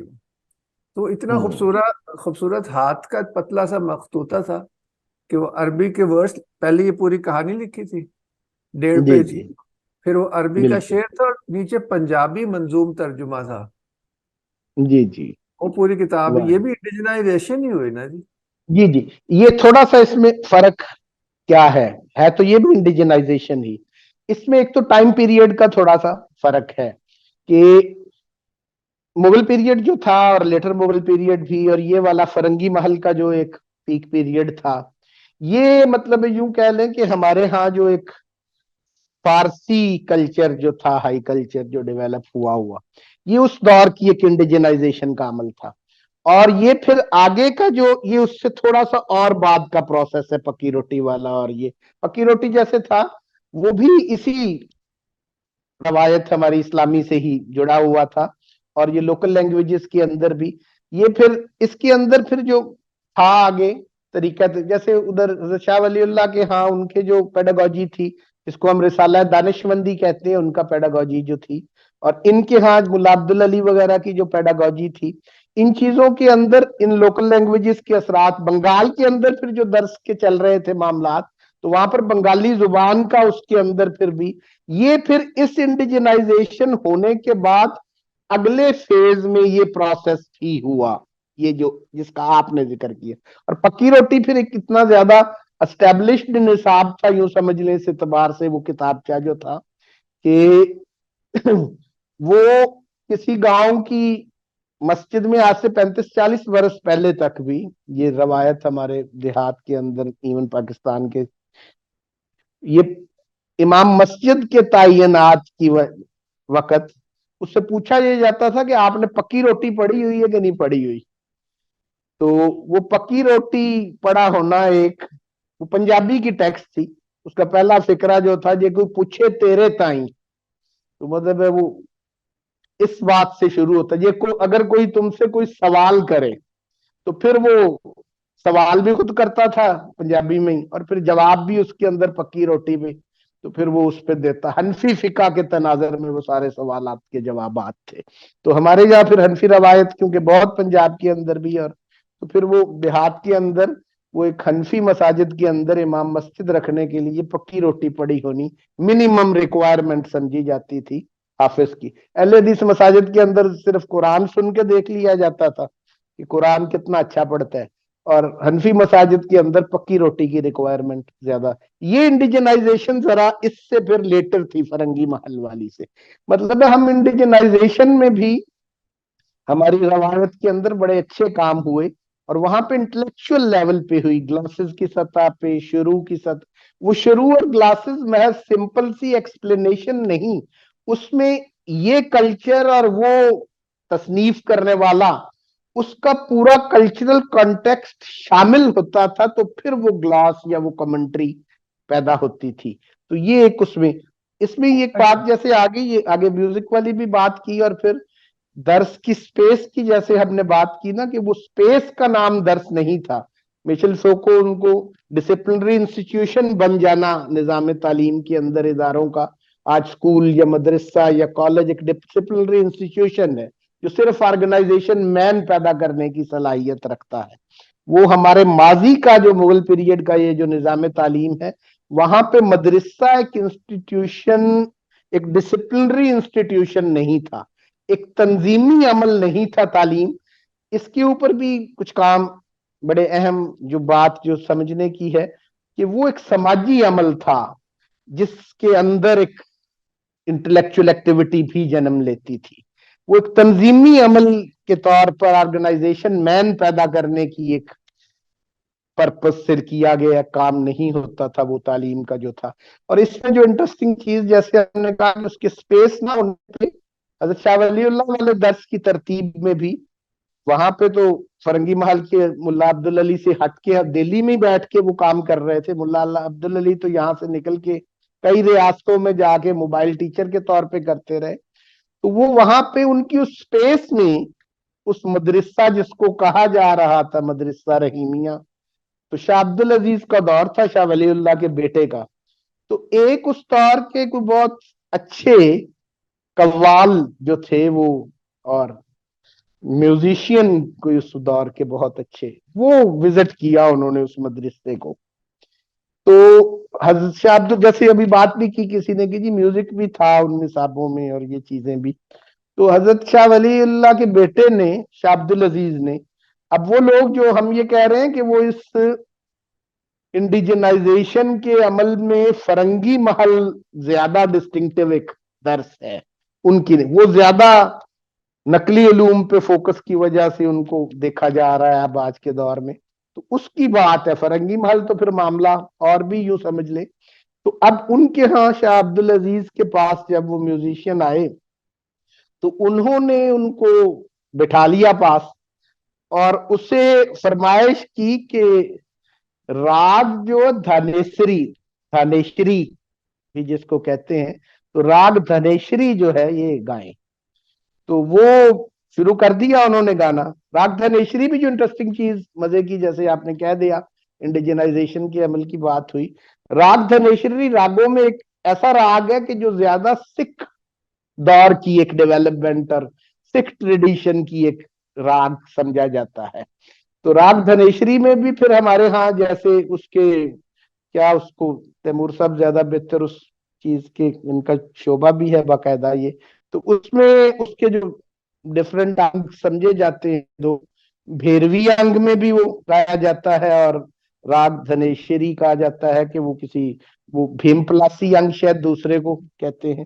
تو ان یہ انگ جو دو ہیں اس کو گانے کے، تو شاہ عبدالعزیز نے وہ راگ دھانیشری جو تھا اس کے ان سے فرمائش کی. تو انہوں نے تھوڑا سا وہ راگ ڈیولپ کرنا شروع کیا جب اپنا بیٹھ کے وہاں پہ. تو پھر ان کے ذہن میں کوئی خیال آیا ان صاحب کے، تو انہوں نے شاہ عبدالعزیز کو کہا جی کہ میں آپ کو آپ کا ہی کوئی کلام ہے فلاں، تو میں وہ عربی میں تو آپ کو وہ نہ سناؤں عربی میں. تو یہ بات کرنے کا یہ دونوں چیزوں کو واضح کرنے کے لیے یہ بات مراد ہے. تو انہوں نے آگے کہا نہیں نہیں یار یہ وہ عربی والا کیوں سناتے ہو، یہ کوئی درس مدرسہ چل رہا ہے، یہ تو مطلب ہے یہ کوئی مدرسہ ہے. تو وہ مدرسہ اس سپیس کو نہیں سمجھ رہے تھے جس میں بیٹھے ہوئے تھے مدرسے میں. مدرسہ تو اس درس کی ایکٹیویٹی کا نام تھا، وہ ایک سیٹ آف پریکٹسز تھا جو مدرسہ تھا، نہ کہ وہ ایک انسٹیٹیوشنل سپیس تھی یا ایک ڈسپلنری انسٹیٹیوشن تھا. ایک تو یہ رخ اس کا، اور دوسرا انڈیجنائزیشن والی جو بات کہ وہ انہوں نے یہ پسند نہیں کیا کہ وہ مجھے عربی کا اب کلام سنا دے بیٹھ کے. تو وہ سکھ ٹریڈیشن کے اندر ڈیولپ ہونے والا ایک وہ ان کی جو لوکل ٹریڈیشن میں ہی اس راگ کو آپ اپنے انداز میں ہی گائیں اور سنائیں مجھے. تو مطلب یہ والا ایک ایلیمنٹ جو تھا اس پہ اس کی بات اس میں ہوئی، یہ والی ایک چیز تھی. تو یہ کسی حد تک کوشش کی اس پہ ہم نے کہ یہ والی. اب دوسری بات جو تھی وہ اگر کوئی دہرا دیں فاروق صاحب ہیں تو ہمارے ساتھ اگر کہیں جی پہلے سوال. نورین صاحبہ نے ہاتھ کھڑا کیا ہے، پہلے ان کی بات میں جی سن. جی جی میرا ایک سوال ہے کہ اب تھوڑا سا ہسٹری کو اگر ہم دیکھتے ہیں تو اس میں جو اورنگزیب کا پیریڈ اس میں یہی کہا جا رہا ہے دارا شکوہ جو تھا وہ انڈینائزیشن اور انڈیجنائزیشن کر رہے تھے. اور جب ان کی Aurangzeb when he ascended the throne so it was considered کہ آرتھوڈاکسی کی جیت ہو گئی ہے اور اب یہ معاملہ نا آرتھوڈاکسی کی طرف چل پڑا ہے زیادہ نا. जी तो जी चेंज, आप जैसा फिरंगी महल को आप चेंज कह रहे हैं, लेकिन उधर वो कह रहे हैं कि नहीं, चेंज हो रहा था मगर उसको बाहर रोक दिया गया। जी। अब यही चीज जो वाजे आपके सामने करनी इसमें मतलूब है कि ये इस पे पहले भी मुख्तलिफ सेशंस में हम बात करते रहते हैं, दोहराते रहते हैं कि हिस्ट्री की ये वाली जो अंडरस्टैंडिंग है कि कोई स्कॉलरली और इंटेलेक्चुअल अंडरस्टैंडिंग इसे कभी नहीं समझा गया। मैं तो इसको हमारी यूं कह लें कि इसके ऊपर भी स्कॉलरली काम जो हुए हैं, इसको एक पॉलिटिकल नीड के तहत हिस्ट्री को जो रीड किया गया, और उसके अंदर यही एक लीनियर अप्रोच कि शायद दारा शिकोह वाली जो थी वो पहले आ गई और फिर औरंगजेब वाली आ गई, और फिर दारा शिकोह वाली बहुत एक लिबरल ट्रेडिशन थी, फिर औरंगजेब वाली आई तो वो बहुत ज्यादा ऑर्थोडॉक्सी की ट्रेडिशन थी। काजी जावेद साहब ने अपना जो काम किया उर्दू में लिखा उन्होंने इस हिंदुस्तान, मुगल हिंदुस्तान के इंटेलेक्चुअल ट्रेडिशन के ऊपर, तो वो भी इसी थीसिस को उन्होंने भी पकड़ा कि ये लिबरल और ऑर्थोडॉक्स ट्रेडिशंस के अंदर तकसीम किया। ये मैं अगला सेशन जो है उसके अंदर इसको और भी खोलूंगा इस बात को कि जो इंटरेस्टिंग चीज है बड़ी, ये जिन दो ट्रेडिशंस को मैं आपको अभी बात कर रहा हूं, ये हम तो सिर्फ कह नहीं रहे, हमने तो इंडिजिनाइजेशन के ऊपर वो ग्लासेस, वो कमेंट्रीज, वो सुपर कमेंट्रीज वो मौजूद हैं सारी आज भी, और वो काम हुआ हुआ है, और वो कमेंट्रीज पे क्यों काम होता रहा उसकी जो दलील हमने सामने रखी। इंटरेस्टिंग चीज ये है कि ये हमारी पिछले कुछ इसी को ब्रेक करने की जरूरत है कि इंडिया के अंदर at a time, Mughal India के अंदर इंटेलेक्चुअल ट्रेडिशंस की कई स्ट्रीम्स एट ए टाइम काम कर रही होती थी। ये डिफरेंट स्ट्रीम्स के तौर पे इनको देखने की जरूरत है, ना कि जैसे आपने कहा ये बात दुरुस्त है कि फरंगी महल वाले जो थे इनको इनको ये हवेली फरंगी जो थी ये औरंगजेब ही की तरफ से मिली थी। जब ये वहां से, आपने जैसे आर्टिकल में पढ़ा होगा कि ये उनके मुल्ला कुतुबुद्दीन जब शहीद हुए तो यहाँ पर ये मुंतकिल हुए लखनऊ में, जब तो ये हवेली इनको दे दी गई, और इसमें बैठ के ही ये यहाँ पर भी ये एक डिसिप्लिनरी इंस्टीट्यूशन के तौर पे काम नहीं कर रहा था, ये उनके रहने की हवेली थी और लिखने पढ़ने का वो काम करते थे। और इस लिखने पढ़ने के काम के दौरान हिंदुस्तान से भी और बाहर की दुनिया से भी लोग उनके पास लर्न करने आते थे। एक चीज इंटरेस्टिंग जो उस हिस्ट्री की अंडरस्टैंडिंग को रिफ्यूट करने का एक बहुत जो अहम नुक्ता है, वो ये समझने की जरूरत है कि मुगल हिंदुस्तान की जो रवायत थी पैट्रनेज की, उसमें कभी भी ये नहीं था कि पैट्रनाइज करने वाला जो बादशाह है वो अपना कोई एजेंडा जो है उस इंटेलेक्चुअल एक्टिविटी के अंदर और उनके दर्स के अंदर जो है उसको दाखिल करने की कोशिश करता है। यही एक बहुत बड़ा फर्क है, और इसके ऊपर एक बहुत अच्छा काम इरफान अहमद का एंथ्रोपोलॉजिकल ट्रेडिशन में पॉलिटिकल साइंस के ऊपर हुआ हुआ काम है इंडिया के ही हवाले से, कि स्टेट के अंदर जो एक शिफ्ट आई है, तो कॉलोनियल पीरियड के अंदर जो अंग्रेज की हुकूमत आई है और उससे पहले जो मुगल दौर था, तो उनके अंदाजे हुक्मरानी में बड़ा फर्क यही था कि अंग्रेज ने आकर हिंदुस्तान में हुक्मरानी की जो तर्ज डाली वो इंटरवीन किया है लोगों की एक्टिविटी के अंदर, हमारे निजाम तालीम के अंदर भी इंटरवीन किया, हमारे कानून के स्ट्रक्चर के अंदर भी इंटरवीन किया। जबकि मुगल्स जो थे वो इंटरवेंशनिस्ट नहीं थे अपनी अप्रोच के अंदर, वो हुक्मरान, वो औरंगजेब हो, दारा शिकोह हो, वो इस अंदाज में निजाम तालीम के अंदर और उनकी इंटेलेक्चुअल एक्टिविटी के अंदर इस अंदाज में इंटरवीन नहीं करते थे जो बाद की रवायत है कि पॉलिटिकल नीड के तौर पर इस तरह चीजों के अंदर इंटरवीन करना। इसके ऊपर बार एक लंबी डिबेट है, इस पर डिस्कस हो सकता है। दूसरा पहलू इसका जो इसको समझने का एक जो अंदाज हो सकता है इसमें बड़ा इंटरेस्टिंग, वो अगले सेशन में कुछ ज्यादा खोल के उसको दिखाएंगे। अभी उस पर मुख्तसर सा ये बात सामने में आपके रख दूं कि ये जिनको एक लीनियर टाइमलाइन, ये मैंने पिछले सेशन में बात भी की थी कि ये प्रॉब्लम्स एक चीजों को लीनियर टाइमलाइन में देखने की वजह से हो रहे हैं। हिंदुस्तान के अंदर इंटेलेक्चुअल स्ट्रीम्स डिफरेंट थी और अपना अपना काम करती रही, वो डेवलप होती रही। अब आपको बहुत जो इंटरेस्टिंग चीज मैं बताने जा रहा हूं, जिससे ये पॉइंट बहुत क्लियर होना है कि ये दोनों स्ट्रीम्स, वैसे तो और भी चीजें, अब फरंगी महल की ओरिजिन्स पे जब आप जाएंगे, और इसमें भी शायद उसका जिक्र मिला हो कि मुल्ला निजामुद्दीन और मुल्ला कुतुबुद्दीन के जो असातिज़ा हैं, और इधर से दारा शिको जिस माहौल में बैठ के वो काम कर रहे थे, और दानिशमंद खां वगैरह और हजरत मियां मीर वगैरह और मुल्ला शाह वली, जो एक माहौल था, और उसके अंदर जो काम हो रहा था। अब ये बड़ी एक इंटरेस्टिंग और मजे की बात है, मैं इसको बहुत इंजॉय करता हूं जब ये चीज नजर से बार बार गुजरती है उस दौर की इंटेलेक्चुअल एक्टिविटी को देखते हुए। अगला हमारा सेशन फतहुल्लाह शिराजी पे है। फतहुल्लाह शिराजी, यूं समझ लें कि इस मुगल पीरियड की इंटेलेक्चुअल टाइम को एक आगाज देने वाला अकबर दौर का आदमी था, उस पर हमने बात करनी है अगले सेशन में। फतहुल्लाह शिराजी का आगे जो एक कह लें उनसे जो सीखने वाले उस्ताद थे लाहौर के बड़े मारूफ, वो अब्दुस्सलाम, मुल्ला अब्दुस्सलाम लाहौरी थे। उनका दर्स लाहौर में चलता था, और मुल्ला अब्दुस्सलाम लाहौरी के आगे जो पढ़ने पढ़ाने वाले उनसे थे मुल्ला अब्दुस्सलाम देवा थे, और इस सिलसिले से आगे ये फरंगी महल तक सिलसिला पहुंचता है। और दूसरी तरफ से वो सिलसिला फतहुल्लाह शिराजी से, काजी घासी से और मुहिबुल्लाह अलाहाबादी, और ये एक चेन नजर आएगी। मुल्ला अब्दुस्सलाम लाहौरी, जैसे मैंने कहा कि वो फतहुल्लाह शिराजी से आगे नकली उलूम और अकली उलूम सीखने वाले लाहौर के बड़े उस्ताद थे जहांगीर के दौर में।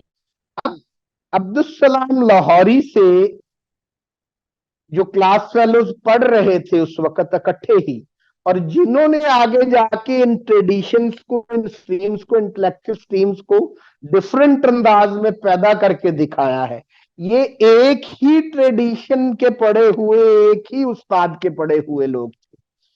तो वो हजरत मियां मीर भी अब्दुस्सलाम लाहौरी के दर्स से गुजरे हुए थे, मुहिबुल्लाह अलाहाबादी भी अब्दुस्सलाम लाहौरी के दर से गुजरे हुए थे, और सादुल्लाह खान जो थे वजीर आजम समझ लें उस दौर में जो बने मुगल पीरियड के अंदर, शाहजहां का पीरियड जहांगीर के दौर से, तो जहांगीर का दौर बनेगा। तो अब ये जहांगीर के पीरियड में, और अब्दुस्सलाम देवा भी, ये चारों लोग एक ही उस्ताद के पढ़े हुए थे, और इन्हीं से ही ये डिफरेंट इंटेलेक्चुअल ट्रेडिशंस पैदा हो रही थी, जिनमें से दो का जैसे आपने जिक्र किया कि एक को हम दारा शिको वाली कह रहे हैं और एक को ये औरंगजेब वाली कह रहे थे। वो औरंगजेब वाली ट्रेडिशन नहीं, असल में वो इल्म के अंदर हम उसको अगर कहें तो वो ठीक नहीं है। फरंगी महल ये ठीक है कि वो दौर औरंगजेब का था, और उससे पहले जब तक शाहजहां की हुकूमत थी और कंट्रोल दारा शिको के पास था, तो वो वहां पर दानिशमंद के खां के साथ मिलकर जो एक्टिविटी कर रहे थे। एक तो इसमें बताना ये मकसूद है कि ये एक ही उस्ताद के दो शागिर्द थे, हजरत मियां मीर भी और हजरत मुहिबुल्लाह अलाहाबादी भी। और हजरत मुहिबुल्लाह अलाहाबादी वाली ट्रेडिशन आगे मुल्ला काजी खासी के जरिए मुल्ला कुतुबुद्दीन और उनके बेटे मुल्ला निजामुद्दीन से हालवी फरंगी महली, और दूसरी तरफ जो हजरत मियां मीर वाली जो ट्रेडिशन थी वो मुल्ला शाह, दारा शिको, जहां आरा, ये सारे लोग बैठ के उधर जो काम कर रहे थे, और बनारस के स्कूल को भी साथ मिला के उधर काम हो रहा था। और फिर इसमें इंटरेस्टिंग जो बात है, सिर्फ इतना ही नहीं, कुछ किरदार इन इंटेलेक्चुअल स्ट्रीम्स के ऐसे भी थे जो उस इंटेलेक्चुअल ट्रेडिशन का भी हिस्सा रहे और उसका भी, जैसे दानिशमंद खां थे, तो वो दारा शिको के दौर में जिसको आप कह रहे हैं एक डिफरेंट, जिसके बारे में एक पब्लिक इमेज पैदा कर दिया गया कि वो महज एक लिबरल ट्रेडिशन थी, वो इसको कह दिया गया कि ये एक शायद ऑर्थोडॉक्स ट्रेडिशन है। तो बताना ये मकसूद है कि ये ऑर्थोडॉक्स और लिबरल की बाइनरीज, फरंगी महल वाली इंडिजिनाइजेशन और वो बनारसी स्कूल और दारा शिको मिलके जो काम कर रहे थे, उस वाली इंडिजनाइजेशन जो है, इन दोनों के दरमियान लिबरल ऑर्थोडॉक्सी का फर्क नहीं है।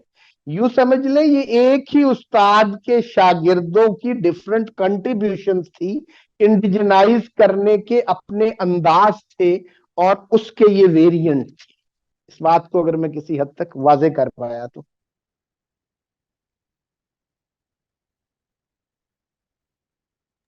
जी फारूक जी, साहब ने हाथ खड़ा किया जी।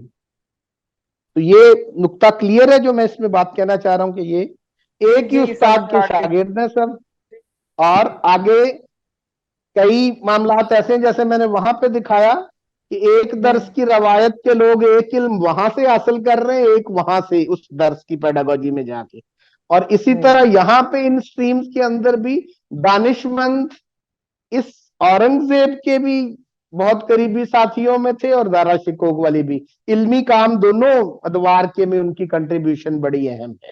जी फारूक साहब हाथ खड़ा कर रहे थे। जी जी एक तो ये बड़ी आपने अच्छे तरीके से बात बयान कर दी, बड़ी क्लियर हो गई है। आपने जो इंडिजनाइजेशन की बात की वो बड़ी अहम है, और उससे इंडिजनाइजेशन को एक तरह से मैं ये समझता हूँ कि एक ऐसी रिवायत जो कि एसेंशियली कहीं और अरब के इलाके से आई थी, उसको अपने टाइम, अपने माहौल, अपनी जुबान और अपने वक्त के हिसाब से रीइंटरप्रेट करना, समझना, और उस हिसाब से उस माहौल के जो पैदा हुए हुए लोग हैं उनको समझाना, उसी नॉलेज को, उसके एसेंस को रखते हुए नई शक्ल में उनको बता देना। तो ये उन्होंने किया, जो बहुत बड़ा काम था जाहिर है। जिस तरह आपने बताया कि हम आज तक मॉडर्न जो करिकुलम है, सिंगल नेशनल करिकुलम, उसमें तड़के लगा के वो काम कर रहे हैं, उसको अच्छे तरीके से वो मतलब जिस तरह हक है वो नहीं कर रहे। मेरा सवाल फिर वही पहले वाला सवाल था कि ये जो सिस्टम है, जिसे अब मैं दर्स को करिकुलम के तौर पे नहीं कहूंगा, बल्कि एक पूरा एक जो पेडागोजी का निजाम था, ये वक्त के साथ साथ इवॉल्व हुआ या नहीं हुआ, जो भी है।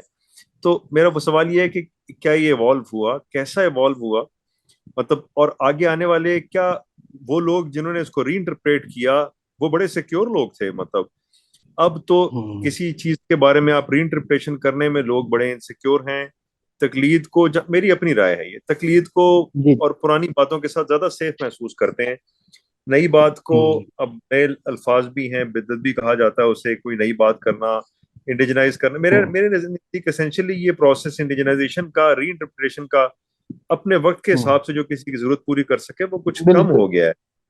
तो इसके बारे में थोड़ी रोशनी डालने के ये कैसे इवॉल्व हुआ, आगे के लोगों ने इसको क्या किया, और वो अच्छा किया, अच्छा बुरा तो हम नहीं कहते, लेकिन कैसे किया, और वो फायदेमंद रहा या नहीं। मेरा भी सवाल था, आप थोड़े से इसमें आपकी बात समझाने से जरा गहराई पैदा हो गई है उसके अंदर। Thank you. बिल्कुल। इस पे जो बड़ी इंटरेस्टिंग चीज है जो आपने सवाल कर दी, ये बजाते खुद एक बहुत लंबी गुफ्तगू का मुतकाजी है ये, और बड़ी अहम गुफ्तगू है। हम तो असल में वैसे तो अपने ओवरऑल हमने स्कीम के अंदर उसको अपना जो पार्ट 2 हमने रखा है वो कॉलोनियल पीरियड के ऊपर, क्योंकि जो ये सारा कुछ हुआ या जो नहीं होना चाहिए था और कैसे होना चाहिए था, ये सारे जो सवालात हैं ये असल में कॉलोनियल पीरियड से शुरू होने वाले एक दौर से लेकर अब तक की कहानी है जिसमें ये प्लेस करते हैं। और वो वैसे तो हमने अपने इसके दूसरे साल में तैमूर साहब वगैरह ने जो तरतीब रखी हुई है उसमें जो इंटेलेक्चुअल ट्रेडिशन पे हमारे डिबेट्स हैं उनका हिस्सा है बाकायदा ये।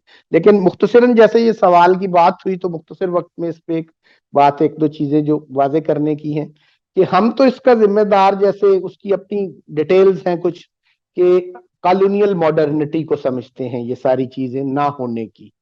जैसे मैंने इस पेडागोजी का जिक्र किया ना, इसकी मतलब एक पेडागोजिकल साइड पे भी अभी उस हद तक बात नहीं हमने की कि ये दरसे निजामी की जैसे पेडागोजी थी, तो शिबली के यहाँ भी जब उस दौर में चीजों को पढ़ेंगे, आज से 100 साल पहले भी उन्होंने भी कुछ इस किस्म की चीजें रेज की या इन पे गौर किया, फरंगी महल को देखते हुए और इन चीजों को। और वैसे भी उनकी पेडागोजी को देखते हुए मुल्ला अब्दुल अली की अपनी टेक्स्ट, या उनके बाद फिर हजरत शाह वलीउल्लाह के एक हमनाम इस खानदान में जो थे उनका नाम भी वलीउल्लाह ही था, तो उनकी वलीउल्लाह की तहरीरों में भी कई चीजें इस किस्म की मिलती हैं कि जिनकी बुनियाद पे उस पेडागोजी को समझने की जो चीजें हैं। एक चीज मिसाल देता हूँ, एक मिसाल से इसको मैं वाजे करता हूँ کہ درس نظامی کی پیڈاگوجی میں اب انہی دو ویریئنٹ سے ہی وہ چیز کو سمجھنے میں مدد ملے گی، شاہ ولی اللہ والا اور یہ درس نظامی والا درس جو تھا.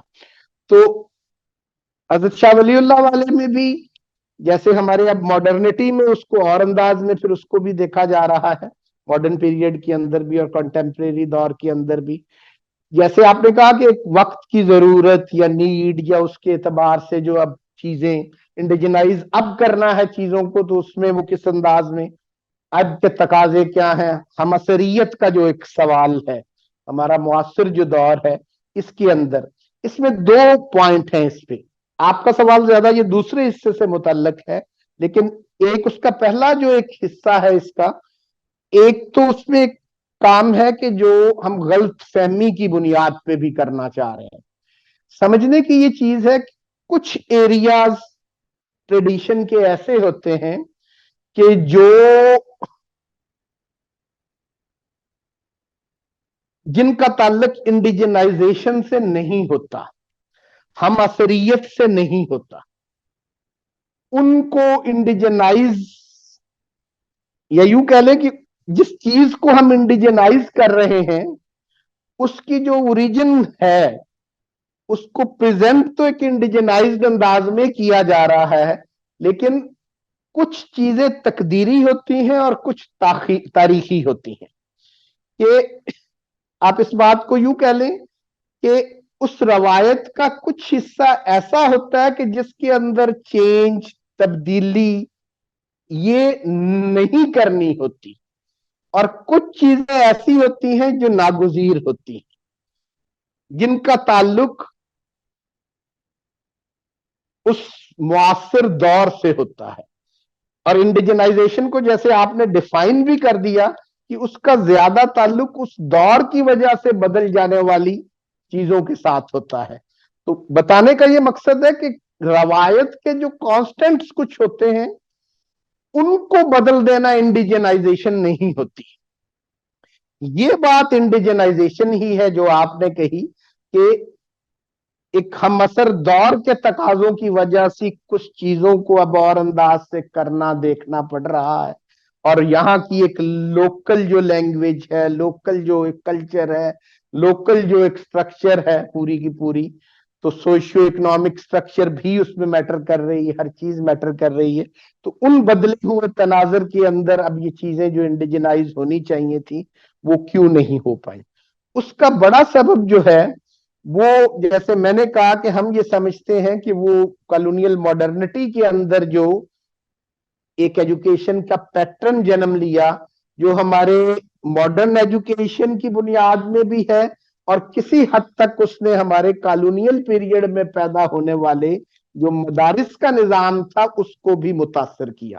اس کی ایک مثال تو پہلے ہم نے جیسے دی، بہت بڑی چیز وہ یہ کہ اب ہمارے یہ سارا کچھ جو ہو رہا تھا اس کے لیے ایک تھوڑا سا ایک فلیکسیبل سٹرکچر اور ماحول چاہیے تھا، جبکہ ہم نے انسٹیٹیوشنز کو بہت زیادہ ڈسپلنری بنا کر وہ ختم کر دیا. وہ کالونیل پیریڈ کی نیڈ تھی، اور ہم آج بھی کالونیل پیریڈ کے اس بیکیج سے جان نہیں چھڑا پائے. آج بھی ہمارے انسٹیٹیوشنز جو تھے وہ ڈسپلنری انسٹیٹیوشنز ہی ہیں.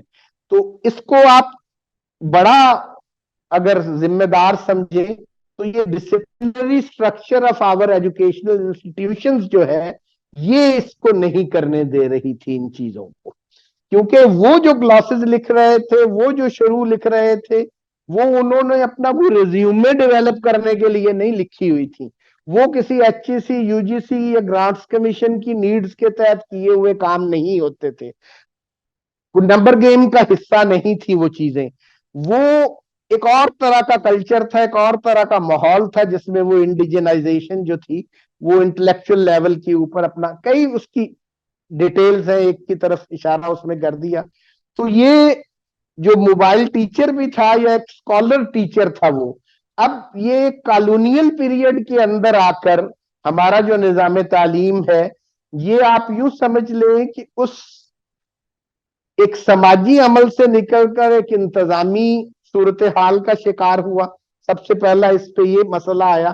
दूसरा बहुत बड़ा मसला जिसे एकेडेमिया के अंदर, जिसके लिए एक टर्म हम बोलते हैं कि अंग्रेज ने कॉलोनियल पीरियड में आकर जो एक स्ट्रक्चर पैदा कर दी नॉलेज की, इल्म की, इन चीजों की, तो उस तालीम के स्ट्रक्चर के लिए उन्होंने जो टर्म यूज की, उस इस्तिलाह के अंदर ही उस सारी की तफहीम मौजूद है, और वो टर्म थी पब्लिक इंस्ट्रक्शंस।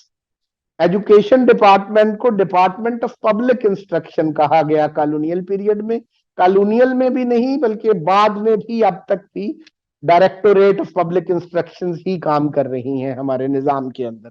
तो ये पब्लिक इंस्ट्रक्शन का जो एक स्ट्रक्चर दिया गया, पैदा किया गया कॉलोनियल पीरियड के अंदर, उसने उसको ब्रेक किया, हमारे उस इंडिजनाइजेशन के प्रोसेस को। और जो चीज आप चाह रहे थे कि रवायत से वो वैसे ही दरसे निजामी की तरह जुड़ा रहता और एक नई इंडिजनाइजेशन के मौके फराहम करता रहता, वो मौके क्यों ना फराहम हुए कि मुगल पीरियड की तरह तालीम एक पैटर्नेज के निजाम के तहत अब नहीं चल रही थी।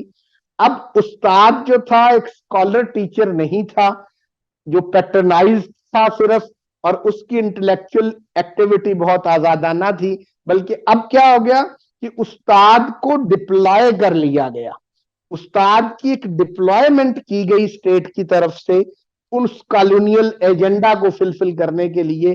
अब उस्ताद क्या था, वो एक स्कॉलर टीचर नहीं था कि जो ग्लासेस भी लिख रहा है, जो शुरू भी लिख रहा है। अब तो वहां ब्यूरोक्रेट्स ने बैठ के एक निसाब और एक करिकुलम स्टैंडर्डाइज सा डेवलप कर दिया, और पूरे हिंदुस्तान के अंदर वो सिंगल नेशनल करिकुलम उस दौर का जो था, वो सारे का सारा वो फेंक दिया गया, और उस्ताद का काम सिर्फ उसको फीड करने की हद तक रह गया। उस्ताद खुद एक इंटेलेक्चुअल स्कॉलर नहीं था, वो सिर्फ उस दिए हुए अहकामात को फॉलो करते हुए मुख्तलिफ इदारों में डिप्लॉय हो गया तनख्वाह के ऊपर, और वो इल्म के टीके जो थे आगे बच्चों को लगाता रहा कि जिस इल्म का उसको खुद भी इल्म नहीं होता था। वो स्कॉलर नहीं था ये उस्ताद। उस उस्ताद में और इस उस्ताद में ये दो बड़े फर्क थे कि वो एक स्कॉलर टीचर था, और यहां पर जो उस्ताद है वो महज एक सेट ऑफ इंस्ट्रक्शन उसको मिला था जिसको पब्लिक इंस्ट्रक्शन कहा गया था, और करिकुलम की अहमियत अहम हो गई। उस्ताद की एक नई फॉर्मेशन हमारे सामने आई जो डिप्लॉयड उस्ताद था। डॉक्टर साहब, अब वो डिप्लॉयड उस्ताद के अंदर ये सलाहियत भी नहीं थी, और उस डिप्लॉयड उस्ताद के ये करने का काम भी नहीं था कि वो भी ग्लॉसेस लिख सकता, या नए दौर के अंदर इंडिजिनाइज करने की जो सलाहियतें थी उनको ग्लॉसेस की बजाय किसी और तरीके से सरंजाम देने का सोचता। वो तो एक भर्ती का आदमी था जो तनख्वाहदार था। हम इस बात का इनकार नहीं करते कि इंडिजिनाइजेशन में अगर आप इसको भी शामिल करते हैं कि तालीम का मकसद रोजगार फराहम करना भी होना चाहिए, लेकिन तालीम का मकसद सिर्फ रोजगार फराहम करना बना लेना ये बहुत बड़ी ज्यादती थी जो कॉलोनियल पीरियड के अंदर की गई, और जिसका शाखसाना आज तक हम भुगत रहे हैं कि उसको इंडिजिनाइज नहीं कर पाए। तो वो अब उसको सिर्फ रोजगार हासिल करना जो था, और ये डिप्लॉयड टीचर जो था, इसके लिए पूरे स्ट्रक्चर के लिए लंबी बात है, हम करेंगे अगले अपने प्रोग्राम्स जो तैमूर साहब ने डिजाइन किए हुए हैं, कि इसके लिए एक टर्म बोली जाती है। जैसे हमने कुछ चीजें होती हैं कि वो एक उसको कुछ एक नई, जैसे ये ट्रेंड पिछले सेशन में डॉक्टर मुबारक अली की बात की ना, तो हिस्ट्री के हवाले से कि उनकी कंट्रीब्यूशन क्या इसमें आती है, और मैंने कहा कि नहीं वो इसमें नहीं, वो और तरह का काम। तो उनका काम जैसे था कि वो पब्लिक हिस्ट्रीज पे काम करना, कि खवास की बजाय अवाम की भी उस दौर की तारीख पता होनी चाहिए। अच्छा काम है वो इस एतबार से, लेकिन इस किस्म के जो काम होते हैं उनका तो काम बहरहाल अच्छा है, लेकिन खवास से अवाम पे चीजों को लाते हुए कई दफा उसकी क्वालिटी कंप्रोमाइज हो जाती है, ये एक मामला हो जाए। और तालीम के अंदर भी यही हुआ, हमारे अक्सर इंस्टीट्यूशंस में या डिसिप्लिन्स में ये मामला हमें दरपेश रहा। मुगल पीरियड के अंदर वो एक समाजी निजाम के अंदर पैदा होने वाला तालीम का एक जो स्ट्रक्चर था, लेकिन कॉलोनियल पीरियड के अंदर आकर वो तालीम नहीं, तालीमाते आमा बन गई, पब्लिक इंस्ट्रक्शन जब हो गई। ये सारे प्रॉब्लम्स तालीमाते आमा के हैं जो हमने डिस्कस किए।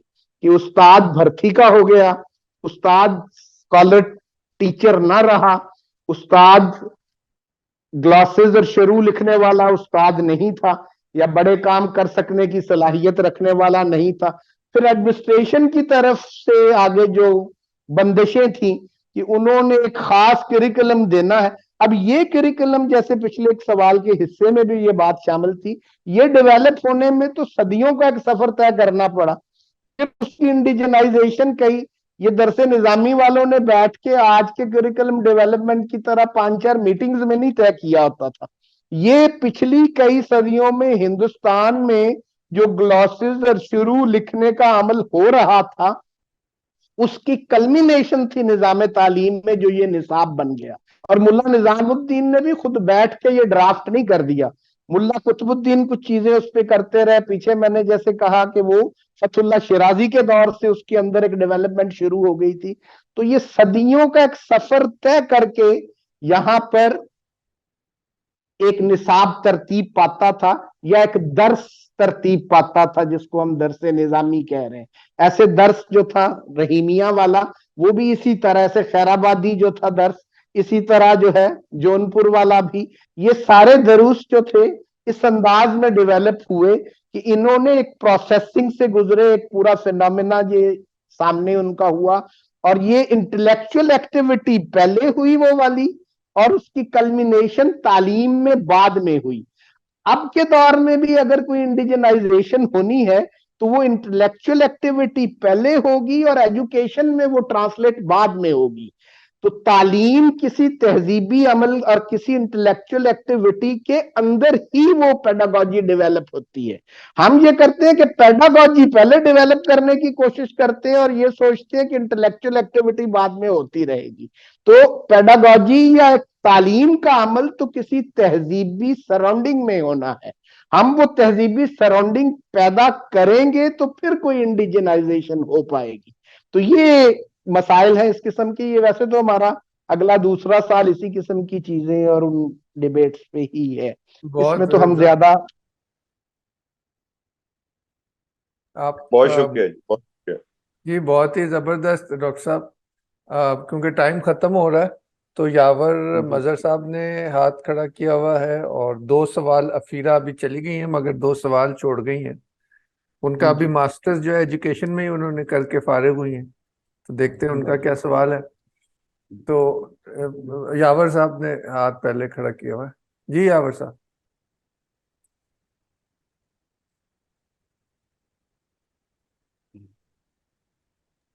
سوری جی, مجھے میوٹ کرنے میں ٹائم لگ رہا تھا. اب میرے سوال اب شاید لمبے ہو جائیں, شاید اگلی نشست میں ہو جائیں, بیکاز ٹائم کافی ہو گیا. مگر میرے ذہن میں 2-3 باتیں آ رہی تھی. ایک تو ڈاکٹر صاحب نے مائیکل فوکا کا ذکر کیا, اور اس کے وہ آئی تھنک پریزن والی جو اس کی کتاب ہے یا جو اس کا تھیسس ہے, اس پہ جو اس کا بہت ویل نون ہے, اس کی بات کی, جہاں پہ اس نے اسپیس کی بات کی تھی, اور یہ کہا کہ یہ اسکالرز جو تھے یہاں پہ مدرسہ اسپیس نہیں تھا, مگر اور ڈسپلنری انسٹیٹیوشنز نہیں تھی. مگر اگر ہم مائیکل فوکا کو تھوڑا سا فرق طریقے سے دیکھیں کہ وہ جو اس نے پریزن کا ماڈل پیش کیا تھا, وہ ایگزامپلیفائی کیا تھا اپنا کانسیپٹ, اور وہ کانسیپٹ اس کا یہ تھا کہ ڈسپلن اور کنفارمٹی کے تھرو پاور ریلیشن شپس کی بات ہوتی. ٹھیک ہے, تو اگر اس نظریے سے فوکا کو دیکھے جائے تو چاہے استاد جنگل میں پھر رہا ہے یا وہ مدرسے کے اندر بیٹھا ہے, وہ ایک کنفارمٹی تو کریٹ کر رہا ہے اور ایک ڈسپلن تو کریٹ کر رہا ہے. تو اس لحاظ سے آئی تھنک یہ ایک امپورٹنٹ پوائنٹ ہے جو ہمیں ذہن میں رکھنا چاہیے کہ یہ نظام کیا نئے طرح کے علوم یا سوچ پیدا کر سک رہا تھا یا نہیں کر سک رہا تھا. اور جتنی ابھی میں اس معاملے میں بالکل لا علم ہوں, مگر جتنی ڈاکٹر صاحب کی بات سمجھ آئی ہے کہ it was more of an evolution than a radical new thing so far. جی, یہ ایک جی آپ کے یہ دونوں سوالات بہت اہم ہیں.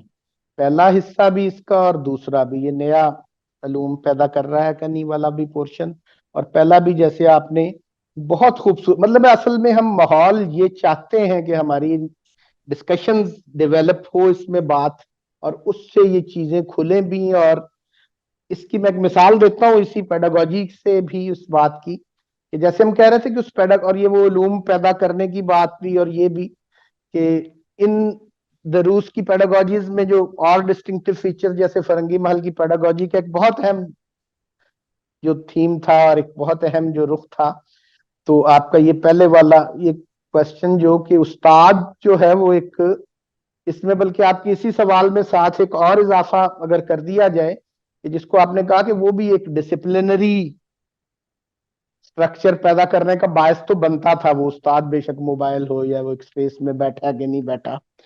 तो बल्कि इससे भी बड़ी चीज जो हमको खुल के अगर उसको लाएं, अगर रवायत की उन चीजों को देखें, और ये दुरुस्त है कि वो हमारा उस्ताद जो है वो ज्यादा बड़ी अथॉरिटी था आज के उस्ताद से।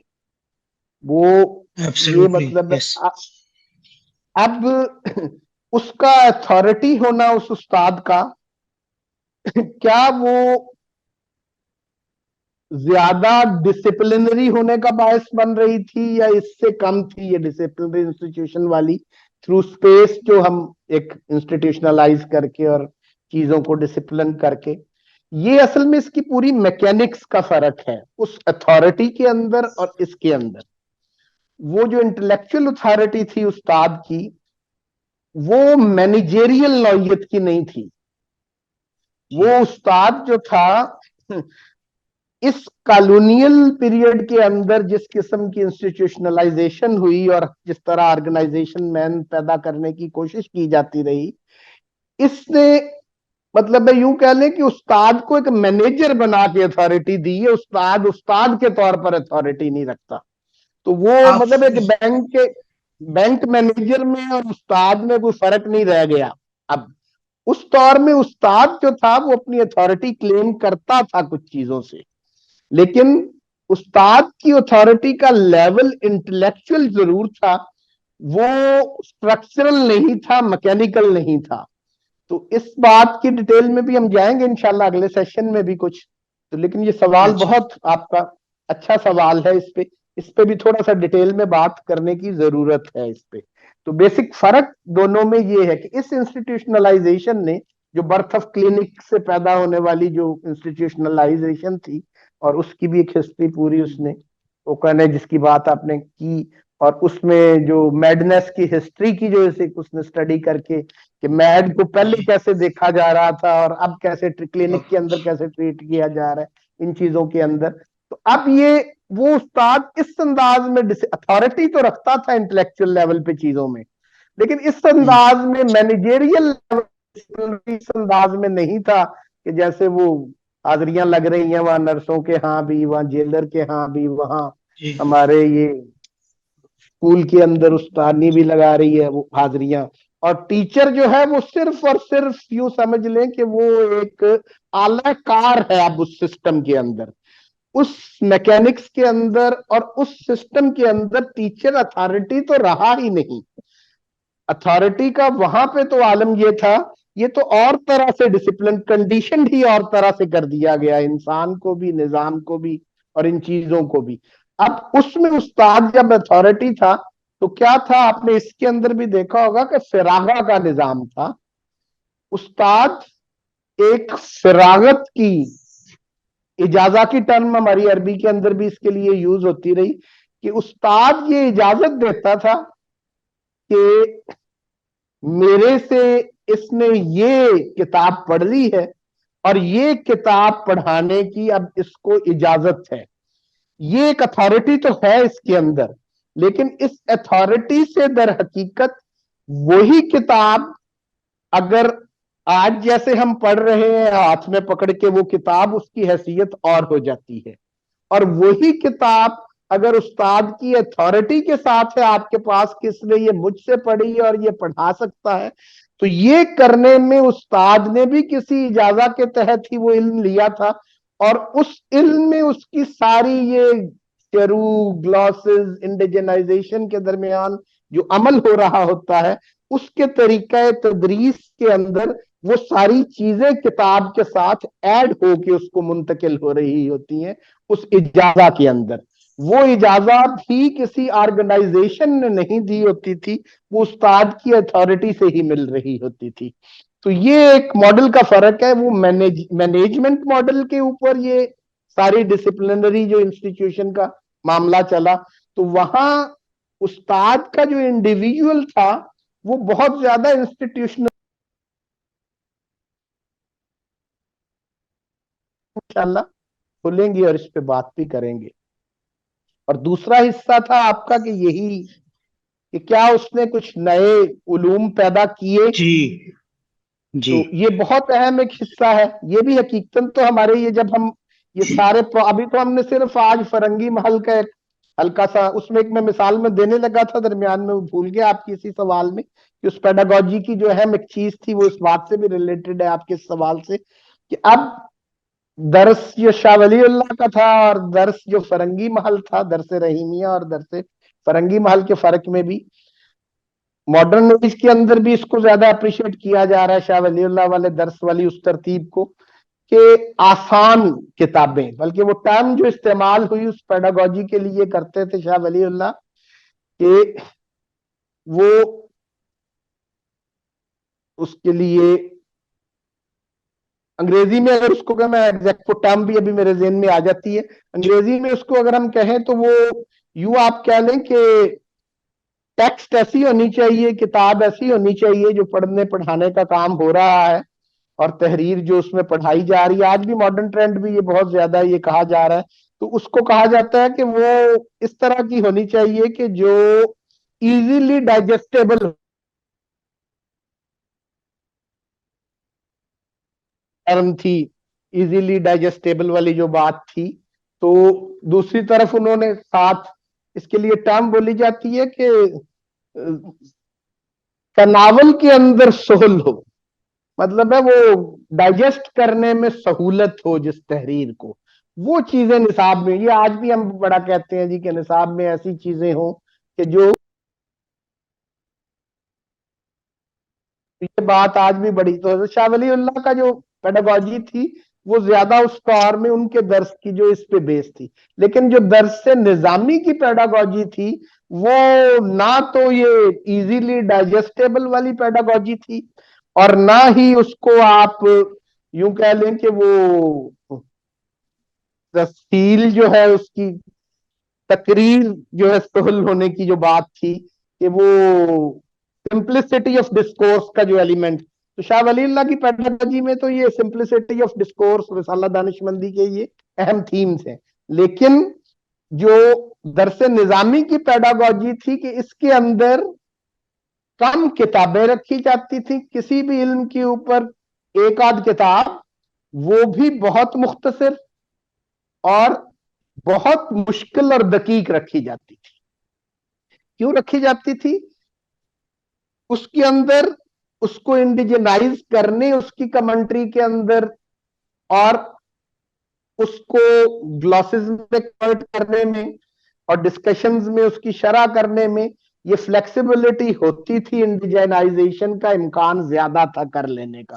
اور دوسرا پھر اس کی وجہ کیا تھی, ان کا جو پیڈاگوجی کا اصول تھا وہ یہ تھا کہ اس کے لیے جو علامہ شبلی نے بھی وہ ٹرم یوز کی اس کے لیے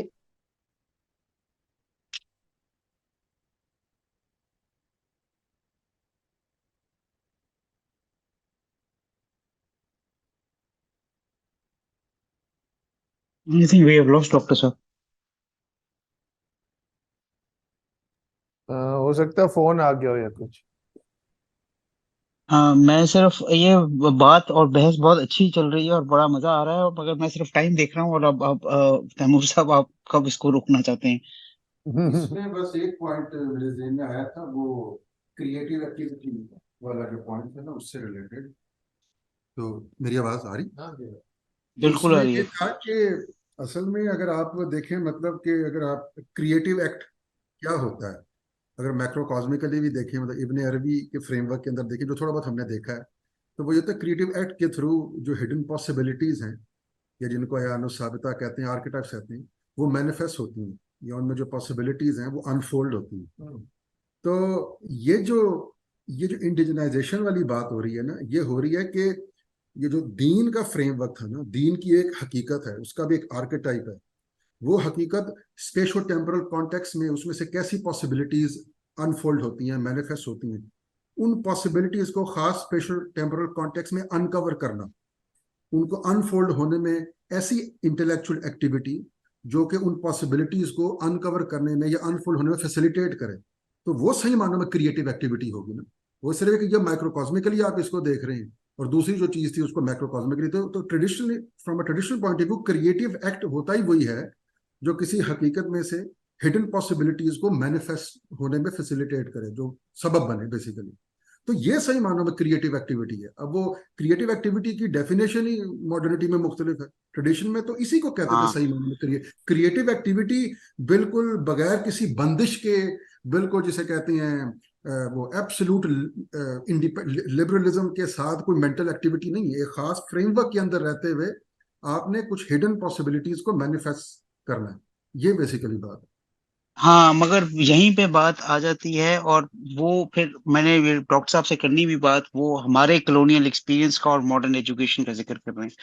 मगर एक बात तो ये है कि अगर आप हमारे एक्सपीरियंस से निकल जाएं मॉडर्निटी देखने के लिए फॉर अ मिनट, तो आपको जो सोसाइटीज जहाँ पे मॉडर्निटी आई या क्रिएट हुई, वहां पे नजर आएगा कि उन सोसाइटीज ने माइकल फूका भी पैदा किया, जैक डरीरा भी पैदा किया, जिन्होंने उनकी अपनी सोसाइटीज की जो बहुत सी चीजें थी उनको जड़ों से हिला दिया। तो उधर क्रिएटिविटी की गुंजाइश और वो सारा कुछ बहुत ज्यादा है। हमारा कॉलोनियल एक्सपीरियंस उस मॉडर्निटी का डिफरेंट है, वो एक अलहदा बात है। दूसरी बात ये आती है कि आप क्रिएटिविटी इधर देख रहे हैं, अगेन इब्ने अरबी आप मुझे बहुत ज्यादा जानते होंगे, मैं तो जीरो जानता हूँ इब्ने अरबी के फ्रेमवर्क में। मगर फिर बात वहां पे आ जाती है कि ये वो क्रिएटिविटी कैसे हो सकती है जो एक फ्रेमवर्क का पार्ट हो। इसलिए वो क्रिएटिव एक्ट सवाल है ये आ जाता है ना कि वो जी क्रिएटिविटी कैसी जो एक मेरा फ्रेमवर्क का पार्ट हो। डिस्कनेक्ट हो गया था, मेरा ख्याल अब आवाज आ गई मेरी वापस। जी। और डॉक्टर साहब अब इसको रैप अप करना होगा, टाइम काफी हो गया। ठीक है, मैं वो फिक्रा मुकम्मल करके जो बोल रहा था कि जैसे दरसे निजामी की हम बात कर रहे थे, इसको खत्म करते हैं कि डिटेल में तो जाएंगे अगले सेशन में भी, और इस आपके सेकंड पोर्शन का भी तफसीली उसमें बात होनी है कि उसमें जो पेडागोजी थी वो मतलब सहूलत से डाइजेस्ट होने वाली किताबें और पढ़ने का वो तरीकाकार नहीं था, बल्कि उसके लिए जो टर्म हम शिबली नोमानी ने जो टर्म इस्तेमाल की 1 सदी पहले उस पेडागोजी की, और उनकी अपनी टर्म के अंदर भी थी वो, कि वो मुताले का जो अंदाज उसके अंदर था वो डीप रीडिंग थी उस पेडागोजी के अंदर। तो अब ये भी एक वजह बनी है कि हम उस डीप रीडिंग पे जाने को नहीं तैयार। तो हम ये मॉडर्न पीरियड के अंदर कॉलोनियल ट्रेंड के तहत भी और हजरत शाह वलीउल्लाह वाली पेडागोजी के तहत भी, तो उस पे क्योंकि हमारे दरसे निजामी का भी आपका जो ज्यादा निजाम है उसका नाम तो दरसे निजामी गई है, और वो कॉलोनियल पीरियड में मॉडर्न टाइम से भी उसके काफी असरात हैं। तो वो जरा सोहल वाली सूरत की तरफ जाना ज्यादा पसंद करते हैं। वो डीप रीडिंग जो थी उनकी पेडागोजी का एक लाजमी हिस्सा था कि टेक्स्ट की उस डीप रीडिंग में ही वो शुरू ग्लॉसेस और उनके काम आना था, उसी में ही वो अथॉरिटी के इश्यू की भी रेलिवेंस बननी थी कि वो डीप रीडिंग करने में और करवाने में उस्ताद का एक साथ जो कंट्रीब्यूशन और जिस पूरी रवायत और कल्चर को साथ लेके आना है उसने, तो उसमें टेक्स्ट थोड़ी लेकिन बहुत ज्यादा इन डेप्थ रीडिंग की रवायत थी, जिससे इस तरह के अजहान पैदा होते थे कि जो आप कह रहे हैं कि कुछ नया इल्म या कुछ चीजें डेवलप कर रहे थे कि नहीं। हमारी अगली नशिस्त में उस किस्म के एक तो लोगों का मैं दरसे निजामी से फारग शुदा का तस्करा भी करूंगा कि उन्होंने किस तरह का, जिस तरह का नया हम चाह रहे होते हैं या समझ रहे होते हैं वो पैदा भी किया। इस किस्म की एक तो शख्सियतों के कुछ कामों का जिक्र भी करूंगा उसके साथ। तो ये हमारी जो तालीमाते आमा करने में हमने उसको ऐसी रीडिंग्स ही सिर्फ निसाब का हिस्सा हो जो इजीली डाइजेस्टेबल हो, ये करने में हमने उस डीप रीडिंग की रवायत से निकल गए। और अच्छा काम, नया काम, बड़ा काम, इनके लिए तो फिर डीप रीडिंग की एक रवायत चाहिए और उस पेडागोजी की एक जरूरत रह जाती है। बहरहाल उसकी अपनी डिटेल्स में भी हम जाएंगे और वो काम भी दिखाएंगे कि उससे क्या बड़े काम हुए, उसने क्या क्या आगे पैदा किया उस रवायत ने। और वो बल्कि उस पे हम तो ये कहते हैं कि हम तो वो लैंग्वेज बदलने की वजह से हमारे वो कामों का अक्सर हिस्सा जो है दब गया। सिर्फ 5% उस पे जो एक सर्वे है कि उनका सिर्फ 5% ऐसा है कि जो बाहर आ सका है उन कामों का, बाकी रिमेनिंग है अभी, तो वो छुप गया सारा। नहीं तो वो काम ऐसे हैं कि मॉडर्न टाइम के जो हमारे चैलेंजेस हैं या मॉडर्न टाइम के अंदर जो इंटेलेक्चुअल डिबेट्स हैं उनका सामना कर सकने वाले हैं। हमारे आज के ये कॉलोनियल पीरियड के एजुकेशन से पैदा होने वाले ऑर्गेनाइजेशन मैन जो है, ये उसको उस अंदाज में फेस नहीं कर सकते मॉडर्न चैलेंज को। तो हमारे उन स्कॉलर्स का काम जो है, जो हम लैंग्वेज बदलने की वजह से और वो प्रिंट मशीन से ना गुजरने की वजह से, कई वजूहात से, वो उस प्रॉब्लम्स की वजह से, वो हमारा सरमाया ऐसा है कि मॉडर्न टाइम्स के चैलेंजेस को फेस भी कर सकता है, रिस्पॉन्ड भी कर सकता है और एक नई इंडिजिनाइजेशन देने का बायस भी बन सकता है। ये प्रॉब्लम हमारी सारी एकेडमिया की, मैं किसी भी इदारे में, यूनिवर्सिटी में, खुद भी यूनिवर्सिटी में पढ़ाया और भी यूनिवर्सिटीज में जाने का जब मौका मिला, तो मैं उस क्लास में जहां भी लेक्चर दूं तो पहला एतराज उनको जो बताता हूं अपना इस सिस्टम पे, कि हमारे हर इल्म की जो लिटरेचर रिव्यू है 1857 पे खत्म हो जाता है। हमने आज इल्म का जो भी नया कर रहे हैं वो 1857 से बाद में होने वाले लिटरेचर रिव्यू की बुनियाद पे कर रहे हैं। उसके पहले को हमने लिटरेचर रिव्यू में शामिल ही नहीं किया। इस बात को एक और अंदाज में अगर आप कहें तो ये एक बहुत बड़ी डेफिशिएंसी है हमारे सारे इल्म की, एक बहुत बड़ी डिकंस्ट्रक्शन मैं इसको कहता हूं यूं की जा सकती है। फेमिनिज्म का सबसे बड़ा जैसे इतराज है ना कि दुनिया की समझ के अंदर हमने औरत की समझ को शामिल ही नहीं किया, तो मेरा ये इतराज है कि 1857 से पहले का कोई लिटरेचर हमारे किसी बड़े से बड़े पीएचडी थीसिस का भी हिस्सा नहीं बन पाता हमारी। तो ये एक बहुत बड़ी डेफिशिएंसी है, इसको कवर करने की बड़ी जरूरत है हमारे इल्म के अंदर। नया करने से ज्यादा जो नया हुआ पड़ा है उसकी खामी ठीक करने के लिए भी ये जरूरी है कि लिटरेचर रिव्यू के पीछे तक एक्सटेंड किया जाए। एक नामुकम्मल लिटरेचर रिव्यू की बुनियाद पर होने वाला हर नया जो है वो प्रॉब्लमेटिक होगा। ये जाहिर बहुत ही जबरदस्त। यावर साहब यहाँ पे आज की गुफ्तगू खत्म करते, और जो पिछले वीक क्लास नहीं हो सकी थी वो कल होगी 7:30 बजे, वो सर सैयद का नजरिया फितरत वाले जो है। ठीक है। और संडे को क्या है फिर? वो फतुल्ला शिराजी फिलोसफी, हाँ अब वो इसी आज वाली कई तसलसल है, समझ लें वो बातें, वो शख्सियात अच्छा, की जरा शक्ल में बातें आएंगी। अच्छा, उसकी कोई रीडिंग तो नहीं है? वो तो शेयर कर दूंगा मैं, आज कर कल देंगे। शेयर कर दूं जी, उसकी भी करूंगा, फतुल्ला शिराजी पे कर दूंगा। जी जी।